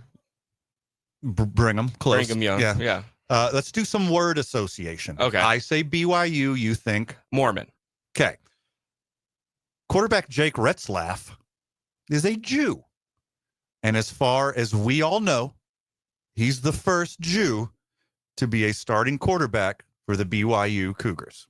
Correct. That's a big deal. Huge deal. Bigger than getting half of the Samoan Island population to play there. That is very big also. So for a Mormon dominant area of the world and a Mormon dominant college and a Mormon dominant football team, usually their players are either Mormon or non-denominational, which it's not going to cause any waves whatsoever. Mm-hmm. But recruiting and signing quarterback Jake Retzlaff, a Jew, ethnically and religiously Jewish, was a big deal because those two cultures don't exactly mix. Oil and water situation, yeah, if you will. There's a lot of conflict. Correct. And there shouldn't be naturally. Mm-hmm. Yeah. It shouldn't matter which fairy tale you read your children. But should not matter. Made national headlines. Everyone should be treated with dignity and respect. Agreed. It was a very big deal. And then it became a much bigger deal 2 short weeks ago when news came out that BYU quarterback Jake Retzlaff was going to have a 1-year suspension that got taken all the way down to 6 games for having premarital sex in college. He broke team conduct. He broke his team conduct agreement, and it was proven, which the reports of how it was proven, I haven't found out yet. No. So Someone leaked this. whatever the answer is, gross. Mm-hmm. You suck, dude. Like, look in the mirror. Well, BYU has like a culture of like catching people making out in cars or correct. Yeah. Yeah. It's very weird. And you are weird. Not you, Jake. The royal you. Well, I know I the am royal too, the royal you. Yeah. You are also weird. But Mhm. talking about the royal you. Yeah. Right here. You people are weird, is what I'm saying. So he has to look himself in the mirror, Jake Retzlaff, quarterback for BYU, Jew, and say, hey, do you want to take your half a year suspension? Take the embarrassment of your peers, have to establish all these relationships with very religious conservative people who will probably look down upon you forever just before any scandal because you're acting like a college student. So he does something, puts himself in the transfer portal. He's like, you know what? This might not be the place for me. So of all places, young Jake Cassio, tell the friends of the show where Jew and former BYU quarterback Jake Retzlaff decided to transfer to. Well, now they're calling it Jew Lane. Yeah. But that would be Tulane of New Orleans. New Orleans, Louisiana. The complete opposite. You're going from Provo, Utah, one of the most conservative places on the planet, to New Orleans. The number one party school, mind you. The number one party school in the country. One of the most decadent and depraved areas on this planet. By the way, I just spent 9 days there. Don't do 9 days. Yeah. It is too much. I did 4 days out there. Partying in New Orleans for 9 days. Cap it at 3. Use Vegas rules for New Orleans, unless you live outside of the city center and you're not a lush like I am. Do yourself some favors. Mm-hmm. But he goes from Mormon, Utah to Voodoo, New Orleans. This is going to be perfect for him. I hope he gets the craziest NIL endorsement deals ever. Yes. I want him to be with Trojan. Yeah, exactly. You know, I want him to be with, you know, one of the luxury entertainment clubs out there. Yeah. So he's going from BY Jew to Bayou Jew. And I love this for him. Oh, I can't wait to play as him in college football 26. Yes. Are you starting a Tulane dynasty? Now I am. How many suspensions do you think he could have? Well, me at the coaching helm. Yeah. None. Yeah. Everything's in the clear. Well, he's not going to be suspended now. It's a team conduct thing, not an NCAA thing. So he's in the clear. Yeah, for sure. A hard agree. Because because the NCAA is looking at this like, I'm sorry, what? He had premarital sex? Oh no, with an adult, right? Oh yeah, with an adult? Oh, okay. God. Wait, hold on. It was consensual? Oh, it was consensual. So was she a BYU student? He had sexual relations with a consensual adult. And why is this on our radar? Excuse me, Mr. BYU. Why are you telling me this, Mr. NCAA? I don't want to hear any of it. I don't care. It's so crazy that was such a big deal to BYU. He led them to 11-2. Yeah. And to be like, hey, man, because we're a Mormon institution and we have our code of conduct here. Wait, what happened? Jake, did you take off your magic underwear for one night? Oh, no. Oh, see, this is what happens. We told you in that giant Bible-sized book that you signed, that is the team conduct agreement. You got to put on the magic underwear every night. This would have prevented you. Well, was this just a soaking incident? I think this is full blown. Oh, okay. Yeah, I think this is all the way. Because I know there's a way around that for them. Correct. Where they have a friend assist. Yes, a bunk bed shaker, if you will. That doesn't break the conduct. There's all kinds of loopholes. Now, I want to know if the lady he was involved with, assuming lady, right? Did she get a punishment? Well, I don't know.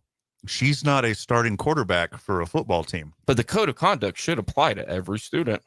Well, I think this is, school code of conduct, but you're only going to enforce it if you're in the public eye. Yeah, only if you're making us millions of dollars. That's crazy. Well, now he's going to be in the American Conference. And what's more American? New Orleans. What's more American than, having a night with a consensual night with a nice lady? Look, if he can do double-digit wins for BYU, he is going to go on a tear for Tulane. Oh, they don't stand a chance in the American Conference. Tulane's already a powerhouse. Yeah. They're going to be in the playoff. They are toast. I'm excited to watch. I'm just so excited for football, and this makes it even more entertaining. I could tell you've been at a football deficit. Yeah, I'm itching. When it creeps towards training camp, you get a little antsy in your pantsy. I do, yeah. I don't know how to handle it. I don't know how to act. But football's almost here. And I'm excited. Let's see Tulane's schedule. I want to see Tulane's percentage of Jewish students. There's got to be some, Well, August 30th, it's Northwestern versus Tulane. Is this a Jewish school? Is it? This is incredible. 40% of undergraduate students at Tulane identify as Jewish? Well, we know for sure he's going to be in a Jewish fraternity now. What is going on here? Well, I never knew this. There's a trend of Northeastern people going down to Southern schools now. Or Florida. Or Florida. Yeah. Same thing. Manhattan or Florida. Which Jew are you? Well, he's a California one. That is bonkers. Tulane Hillel, a Jewish community center serving the university and surrounding areas, engages 90% of the Jewish student population and over 50% of the total undergraduate population. I didn't know Tulane was a Jewish-leaning school. This is nuts. Tulane makes so much more sense now. Yeah, this is incredible. That they had that name ready. It looks like there's going to be a lot of fun parties after synagogue. Yeah, but they have to end at 10 o'clock at night. That's fine. You're going to wake up your grandma, Jakey boy. You got to come on home early. And you know what? Shabbat dinner is right before college Saturday game day. Yeah. It's going to be electric at Tulane. He's a senior too. Do you think he's going to pass over 3,000 yards this year? I think.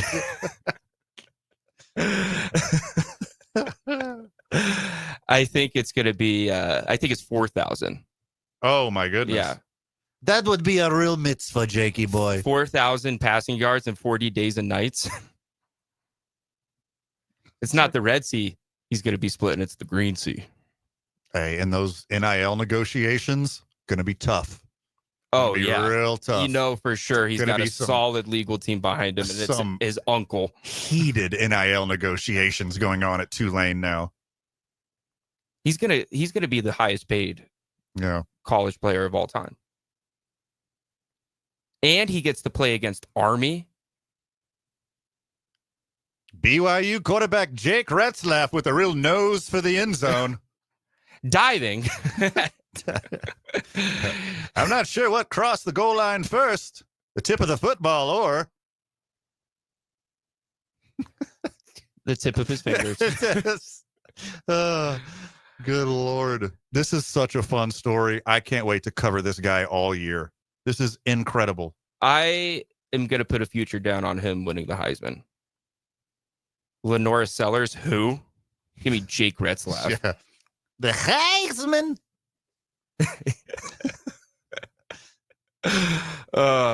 He wears number 12 right now. I want him to change the number at Tulane. To what? Pi? At least 3.14. It should be like at least one, because he's got at least one lady under his belt. They're gonna run a run and shoot 5 wide offense and call it the Diaspora. Yeah, they're gonna be out there. He's gonna do a snap count. IDF.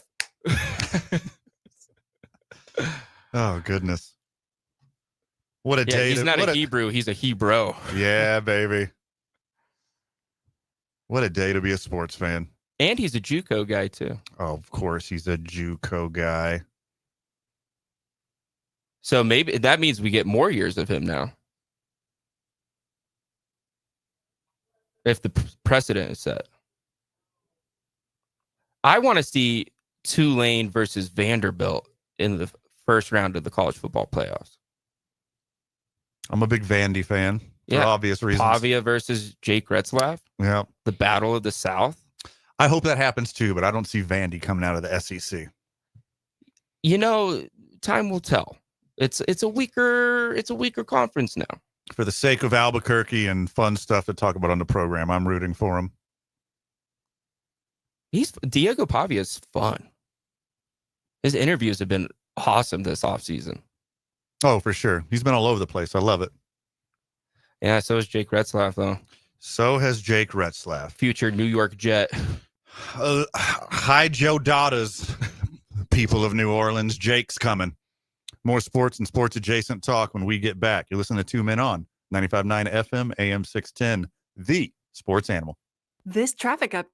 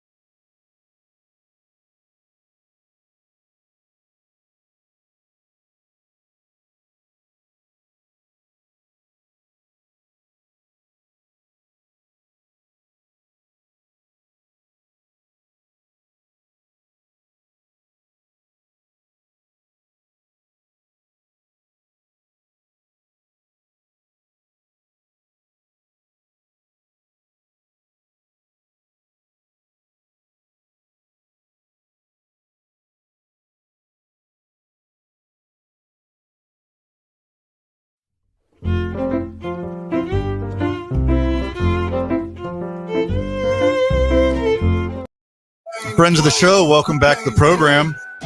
2 Men On, 95.9 FM, AM 610, The Sports Animal. Van Nunley, Jake Cassio, Zay Johnson, talking sports with you.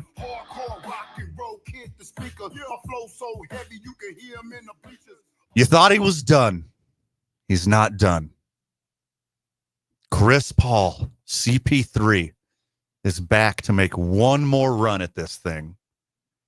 Got bought out by the Spurs, free agent, signed a league minimum deal with the Los Angeles Clippers, getting him for nothing. The Crippers. The Crippers, the Pyrus and the Crippers. I mean, they are blue, kind of. Get him for nothing to be their off the bench point guard and locker room mentor. What a crazy signing. I think he got inspired by Dame. You think? The return home, you know, they were able to rebuild. They have something now. A return home would be going to Charlotte, right? New Orleans. Yeah. New Orleans, go hang out with Jake Retzlaff. You know, Chris Paul they played a game in Oklahoma City during that year. And it's like one of the most valuable jerseys, like a Chris Paul Oklahoma City jersey before it was like a team. Oh, right. Mm-hmm. I do remember that. That's wild. To try to test out the market. Yeah, it's probably worth more than his contract was. The contract was dirt cheap. What, like $2 million? Yeah, the Clippers got Bradley Beal for like $4 million, Chris Paul for like $2 million. That is insane. And then Kawhi and Paul George are making like $70 million or what, something stupid like that. I mean, this Clippers team, if they're healthy at the end of the year, it's going to be worth watching. No way they're going to be healthy. Yeah, exactly. I mean, that was my original thought with. Oh, wait, they don't have Paul George. They have James Harden. There we go. Harden, yeah. Kawhi and Harden and Beal. And Zubac. Zubac can go. Oh, Ben Simmons is a Clipper now, too. But, yeah. And a crap shoot on that guy. And Blake Lopez. Or Brooke. Which one is it? Brooke Lopez. They got Brooke Lopez. And Chris Dunn, my favorite college player of all time. Oh, excellent. I'm happy for you. Yeah, if they're actually healthy going into the playoffs, they can do some damage. As long as James Harden stays away from the clubs, Kawhi decides to play, Bradley Beal decides to show up, they got a decent chance. Bradley Beal's going to get buckets.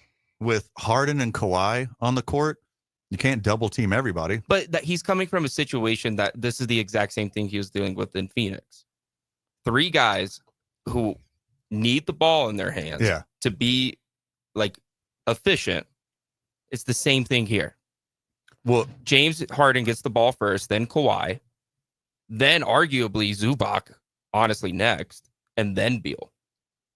Yeah, Beal needs to come off the bench. Like small disagree, because Durant, Booker, and Beal are like all the exact same player. They all do the exact same things. Harden, Kawhi, Zubac, and Beal are all different positions on the basketball court. So it might look better and work better in a more traditional basketball setting, and instead of like some weird Frankenstein's monster Phoenix Suns where they have 3 shooting guard power forward hybrids all fighting for the exact same shot. Well, Harden's going to have to play the point guard. Yeah, for sure. Which he can do. Beal will probably be the 2. Kawhi at the 3. John Collins will probably start at the 4, and Zubac at the 5. Obviously, Zubac at 5. And then they'll probably just have to interchange Chris Paul and Chris Dunn and James Harden. Yeah. Because James Harden can't play a full season anymore. No, Chris Paul just runs the point off the bench. You give Harden like 35-ish minutes per game. Let him go really hard for 35. You give 15 to Chris Paul, and then you share a couple minutes with the both of them. I think it's a great formula. I don't know. That bench is kind of tough, though. The bench is good. Like, the bench rivals Oklahoma City's bench. No way. Yeah, absolutely. Chris Dunn, 1, is a defensive point guard. Bogdan You need defense. Bogdanovic Yeah. is Did you old. just see him in the Olympics recently? He could still go. Yeah, that's FIBA basketball rules, what he's used to. This is the NBA. Off the bench, they play FIBA. Brooke Lopez at the old Brooke Lopez too. And then Derrick Jones Jr. I think they could go. That's a good bench. Yeah, they'll be like a 6-5 or 4 seed in the West. Yeah, because they can't stay healthy. And then I think they stay healthy. They're the 2 seed. No chance. The bum Lakers right now will have Clippers. Hey, that woke Zay back up. Yeah, Welcome back to the program, Zay. Clippers too is crazy. I think Chris Paul just wanted to spend his last season in Los Angeles. Who's going to have a better retirement tour, Chris Paul or LeBron? Chris Paul's main residence is in L.A. His family's in L.A. His business dealings are in L.A. Yeah, no one's worried about the Clippers though. Lakers, definitely not. I got the Thunder, the Rockets, the Lakers, the Warriors, Denver, Timberwolves over the Clippers. Sure. I'm talking about in a one-on-one playoff series. Healthy Kawhi. Again, I will say this on this program over and over and over again. Kawhi Leonard has played 2 seasons where he played the entirety of the regular season and the playoffs. He won the championship both times. He was the finals MVP both times. If dude is healthy in the playoffs, he can go. He's a difference maker. Problem is, he's only done it twice. We'll have to see. He's 34 right now. He just turned 34. Yeah. So he's got 3 good months left in him. Pretty much. Yeah. Leave it all on the court. It all comes down to James Harden for the Clippers. Well, if you really feel like this is CP3's last year, if this is his last it's his dance, 21st season. Yeah, this is his last dance, or probably best case scenario, next to last dance, coming off the bench, hanging out with his friends. Where do you think this puts him all time? If he wins? No, just where he's. He's a top 10 point guard of all time. I think you could say top 7. I think you could say top 10 without blinking, and no one could argue. Top 5, though. I think you could make an argument top 5. All time? Because he's what? Second in assists? All-time second in assists? Yeah, there's only a few point guards I just for sure take over peak Chris Paul. Yeah, he has 12,499 assists. People forget how big of a deal he was in like 2007, 2008. Well, we're in 2025, Zay. Well, we're talking all time. So if anybody else you're going to put above him is above him, I would put Steph above him. See, but I don't like that. Steph is a point guard. He's a point guard who starts to play with the ball. He's a shooting guard who starts to play with the ball. He's not a traditional point guard. But the traditional sense of point guard has transformed so many. As soon as I said it out loud, I didn't like that argument. I know Halliburton, though. I put Steve Nash above Chris Paul. I would not. No. I would not. Defensively, Chris Paul would take that. At least he has some awards. Who without a doubt is better than Jason Kidd? Oscar Robertson, Magic Johnson? Is that it? Is that the list? For sure better than John Stockton. Yeah, sorry, John Stockton. John Stockton, Magic Johnson, Jerry Oscar West Robertson. too. I was going to say people always will tell me Jerry West is a shooting guard, but if I'm putting him at point guard, Jerry West was the OG Curry. He's the logo. Yeah. I just see Steph as a shooter. Like I don't see him as a ball handler and creator like Jason Kidd.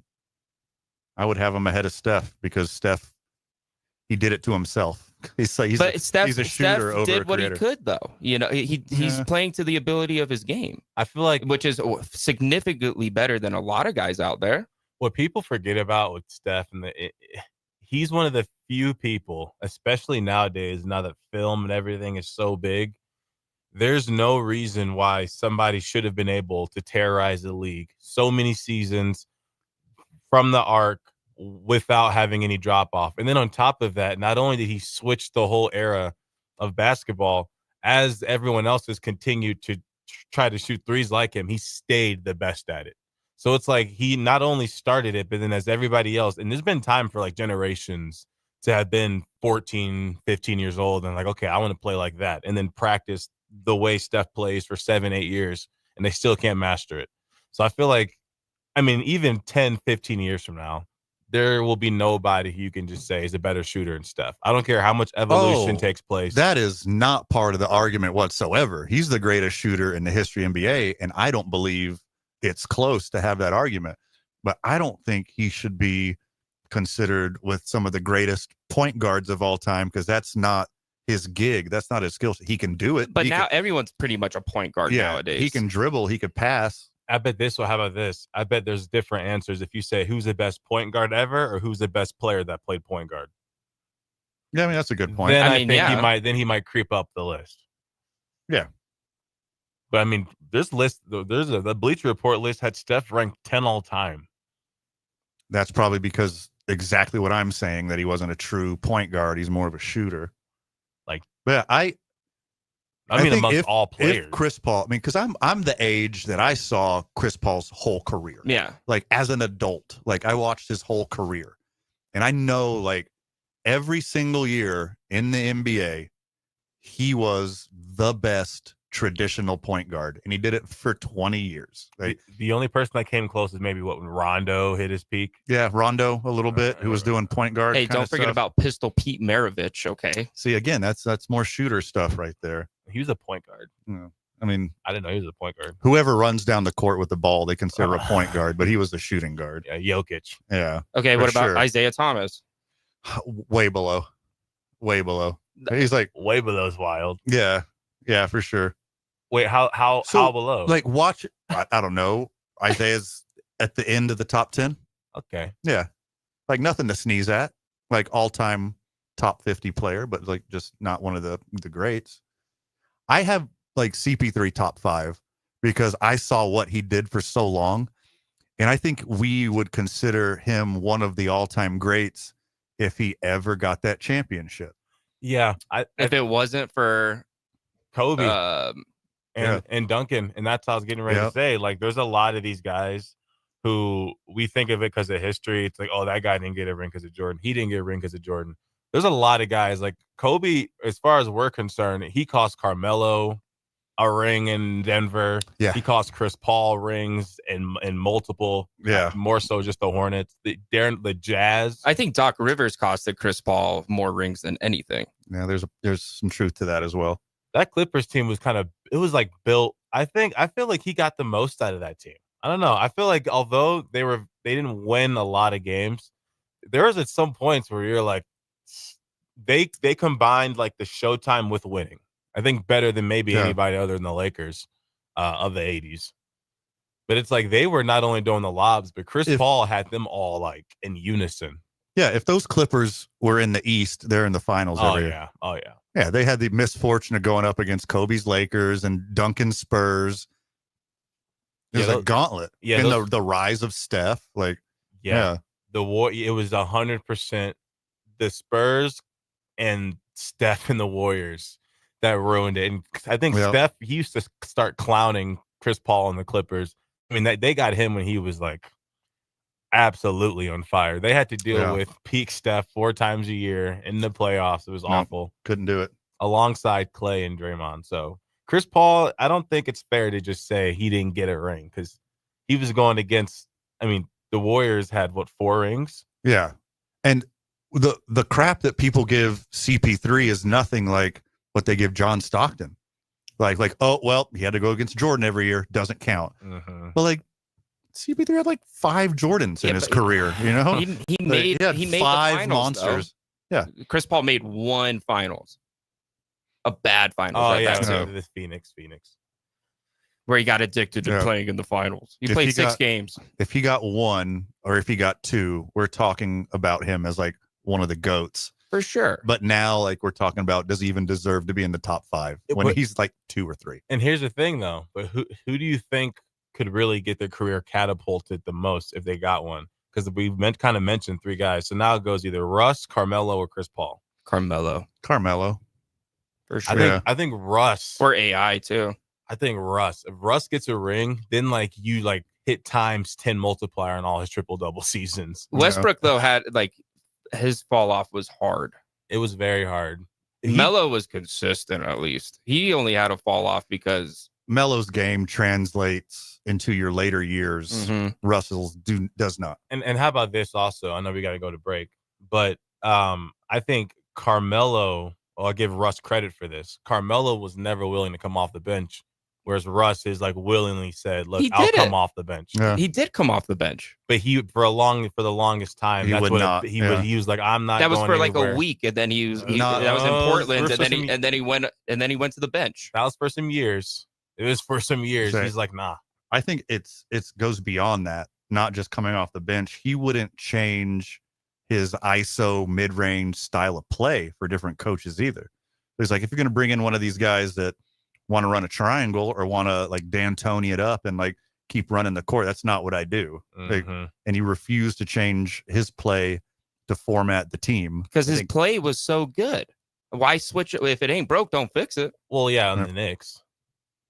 Not after. Yeah, I mean, Carmelo could score a super efficient 110 points for your team, but your other team's going to score 130 because they have so many more opportunities because they're running up and down the court on you. It's like the game kind of passed him by at his later stages, and he wasn't willing.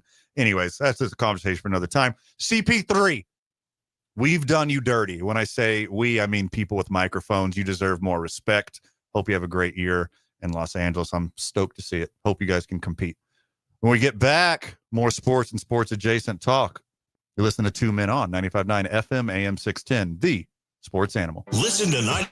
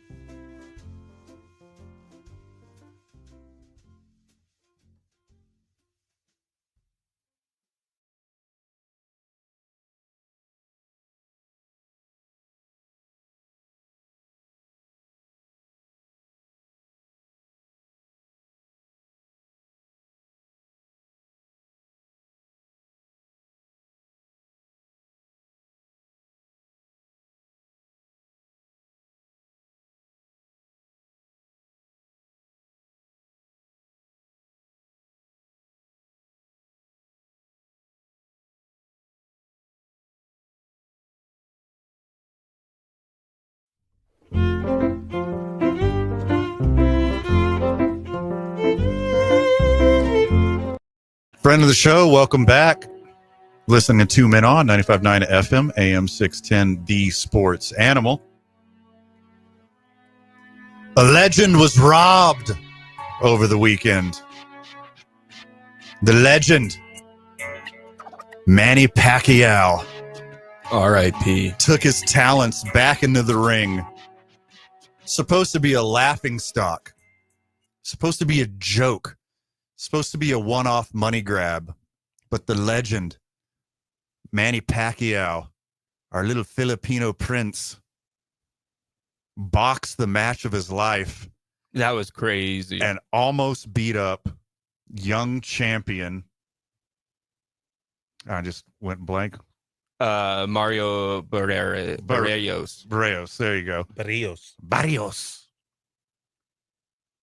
He won that fight. 100%. I think, well, was it technically an exhibition or does this go on his record? No, this was a championship bout. Okay. Because of a loophole. What was the loophole? Any former champion who retires as the champion can come back and challenge the current champion. As long as they both agree. So it's like a real championship bout. That's crazy. You know who's actually angrier than Manny Pacquiao? Is the guys who took him on bets. Oh, robbed. So robbed.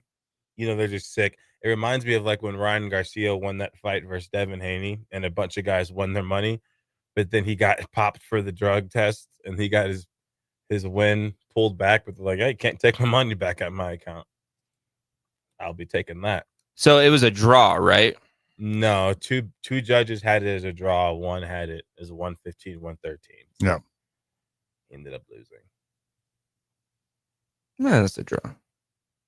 As close as it gets to a draw. I mean, not only was it a draw, he should have won. Yeah. He looked ripped. He looked great. He did not look 46. Remember the last fight he was in, I think like 4-ish years ago, looked awful. Like he looked like he did not care. It looked like a one-off money grab. But this one, he showed up. And again, this is like a big fight. Mm-hmm. This wasn't like a money grab in the Philippines or something. This was at the MGM Grand in Las Vegas. It was on pay-per-view. It was aired on other stations. This was a big deal. It was pretty even too. Just like on the scorecard, 101 landed punches to 120. It's not bad. You think he's going to come back? I wouldn't, because of his brain. I would prefer he like says, hey, my last one, I should have won. I mean, just more power punches, more punches, higher percentages. That's bonkers to me. This would be like if Tiger came back and smoked Scotty Scheffler. Which could happen. No, it could not. On to the Scotty stuff, like that segue. Dude, just sheer domination. Like from the amount of time, 1,197 days? Nailed it. From Tiger's first major to his fourth major, 1,197 days. From Scotty's first major to his fourth major, 1,197 days. And Scotty's playing way higher competition. You could make that argument. Yeah, sure. Because of Tiger. Yeah, VJ and Phil, and those are some really good competition then too. But, you're a generation later into the sport of golf. Technology's better, cares better. Yeah, technology's better. And I heard Tiger was still putting off like 40 yards more off the first hit. So this is what I think of. This makes me think of like when guys were calling Ant-Man Michael Jordan way too early. No, that's just because of his face. Yeah, that was yeah, that's because of like they need to do a 23andMe now. But that's a fact. But they both love the mid range and they love dunking. I just think it's you got Sentel with what?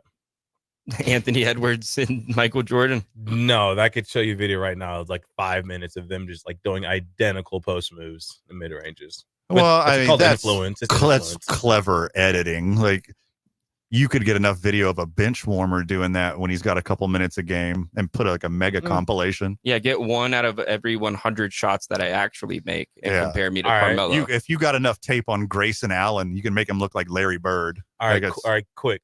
Young Mike, young Anthony Edwards. Give me two differences.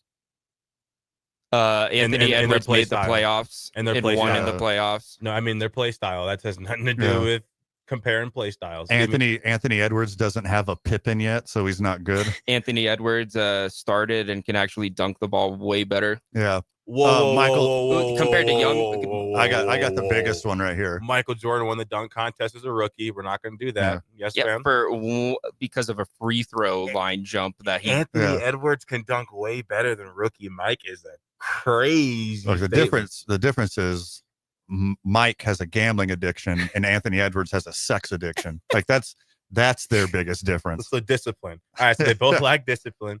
But whoa, Anthony Edwards better dunker than rookie Mike. I'll take that any day of the week.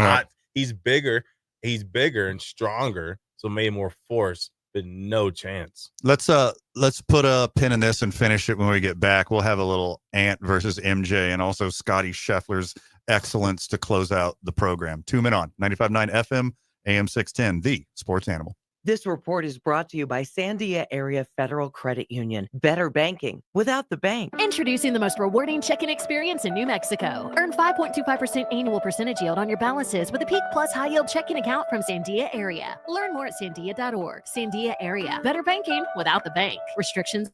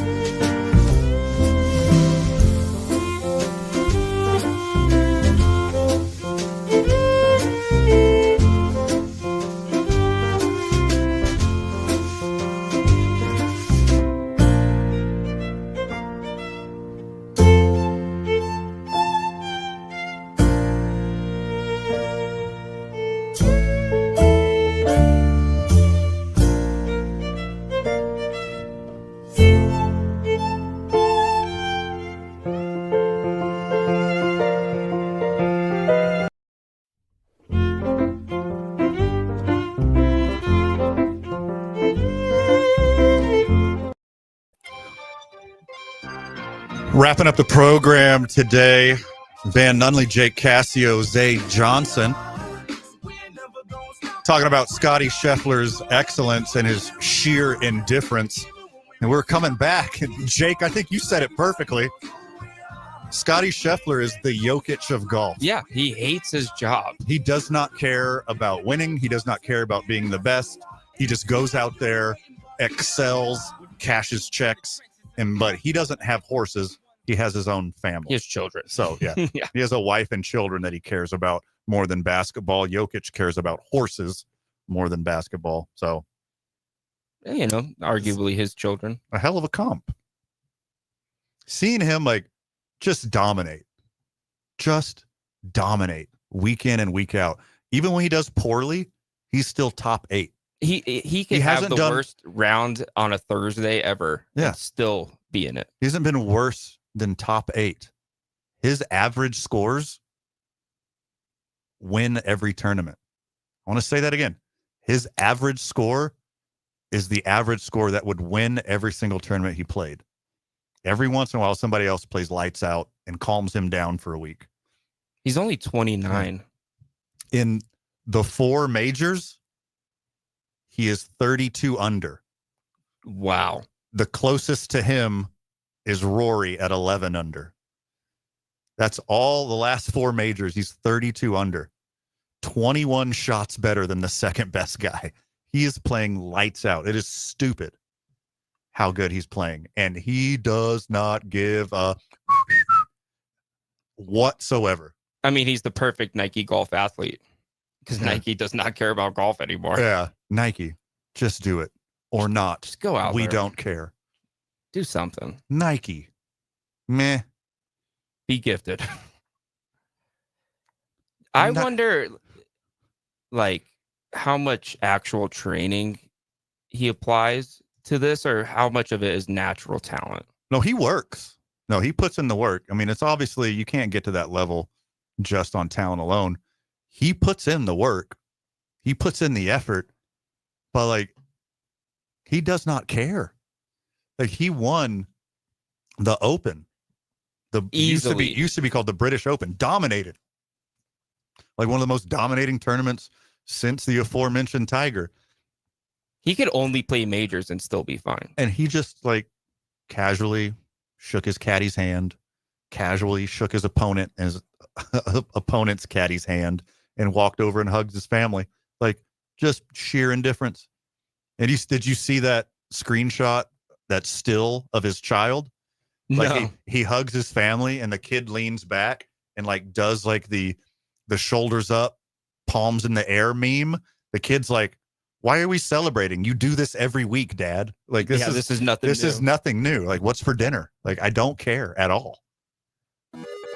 He has earned so much money. It's insane. I wish. Let's see how far his dominance continues. I think it's going to go for a few more years. This guy is on top of the world. He could have another 10 years. And unless he just drops out of life or he loses his love all the way for golf, we're going to see this dominance going because this dude is on one. Don't retire. Another Monday with Jake Cassio, young Jake Cassio. Thanks for joining us once again. Yeah, I always love being here on my Mondays. Hi, Mom. Welcome back. And welcome back, your mom. Zay, good job today. Thank you. Quick little hot take. We'll wake up tomorrow morning and Michael will get paid. Yo, all the way into it. Friend of the show, thanks for joining us. Thanks for your participation on the Sports Animal Hotline and the Sports Animal Text line. Of course, that is always 505-246-0610. Friends of the show, you stay safe out there. Love you, Burki. GG.